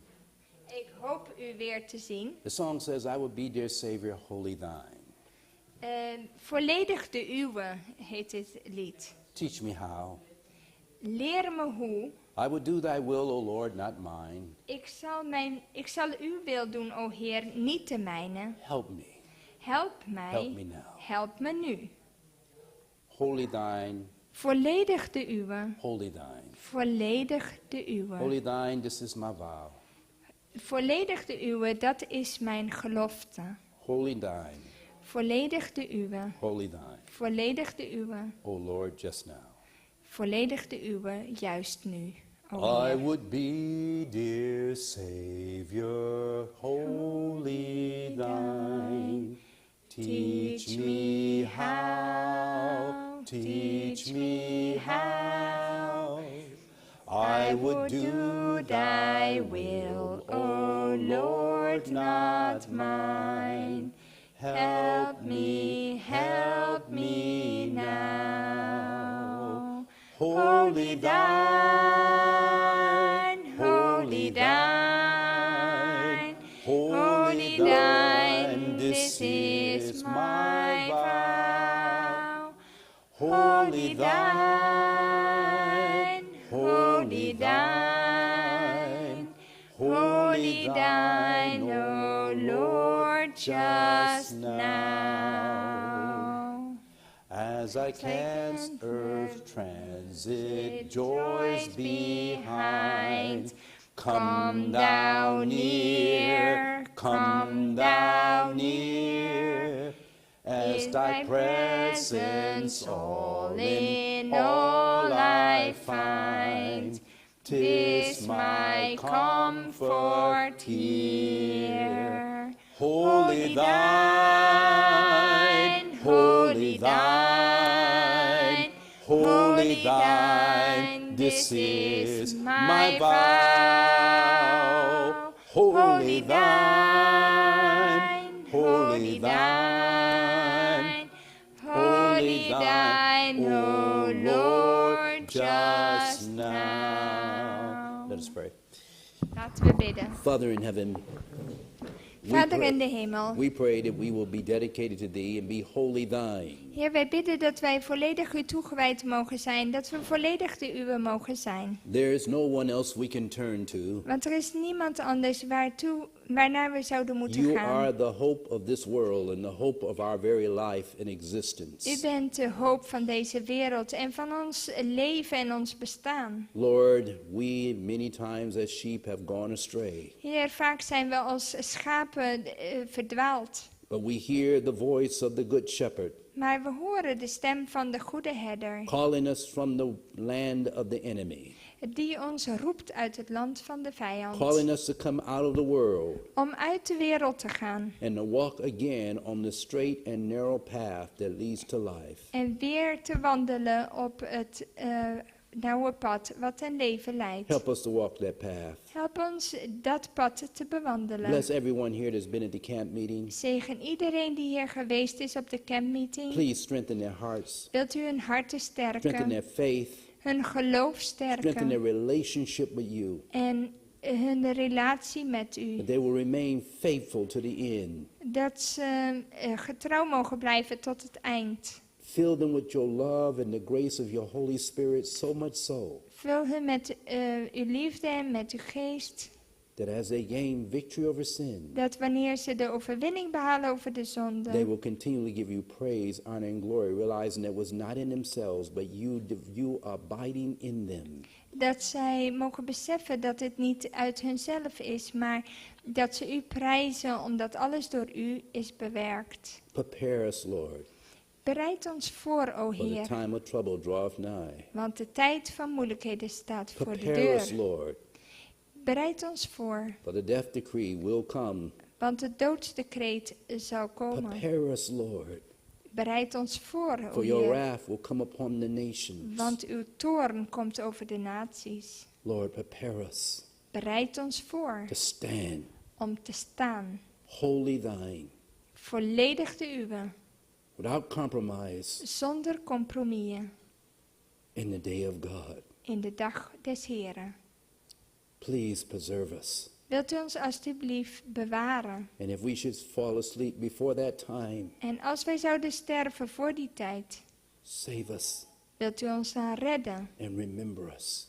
en herinner ons. And may we keep our names in the book of life. En mogen onze namen in het boek des levens geschreven blijven. And when you come, Dat wanneer u komt and we hear your voice, en we uw stem horen, as the Spirit of God has reconstructed us, dat de geest van God ons kan reconstrueren. may we stand and be able to say, Lord, this is our God. En dat we kunnen zeggen, zie, dit is onze God. He will save us. Hij zal ons This is redden. the Lord, Dit is de Heer. and we should be glad in his salvation. We zullen ons verheugen in de redding die hij schenkt. Bless each one. Zegenen ieder.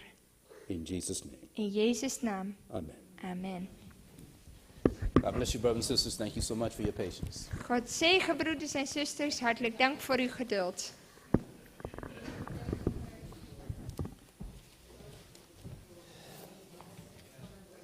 Some more patience is requested. Nog een paar momenten geduld. Thank you for coming here. Hartelijk dank voor uw komst. The meeting has ended, De campmeeting is hierbij afgesloten qua diensten. and we hope to see you next year. We hopen u volgend jaar te zien. And we hope that you have been blessed by the camp meeting, We hopen dat u gezegend bent door de campmeeting. and that the Lord helps you now on to make decisions. En dat de Heer u verder helpt de juiste beslissingen te nemen. So after the lunch, We zullen nu het middageten hebben. En na het middageten then everybody is now. That's okay. Sorry about that. Everybody is now free to go home en dan is iedereen vrij. or to stay. En kan wat langer blijven of korter. Yeah, God bless. Of naar huis gaan. Maar God bless. God zegen. Thank you for everything. Please keep us in your prayers. Houd ons bij in uw gebeden. And my family and them. Thank you so much. Hartelijk dank.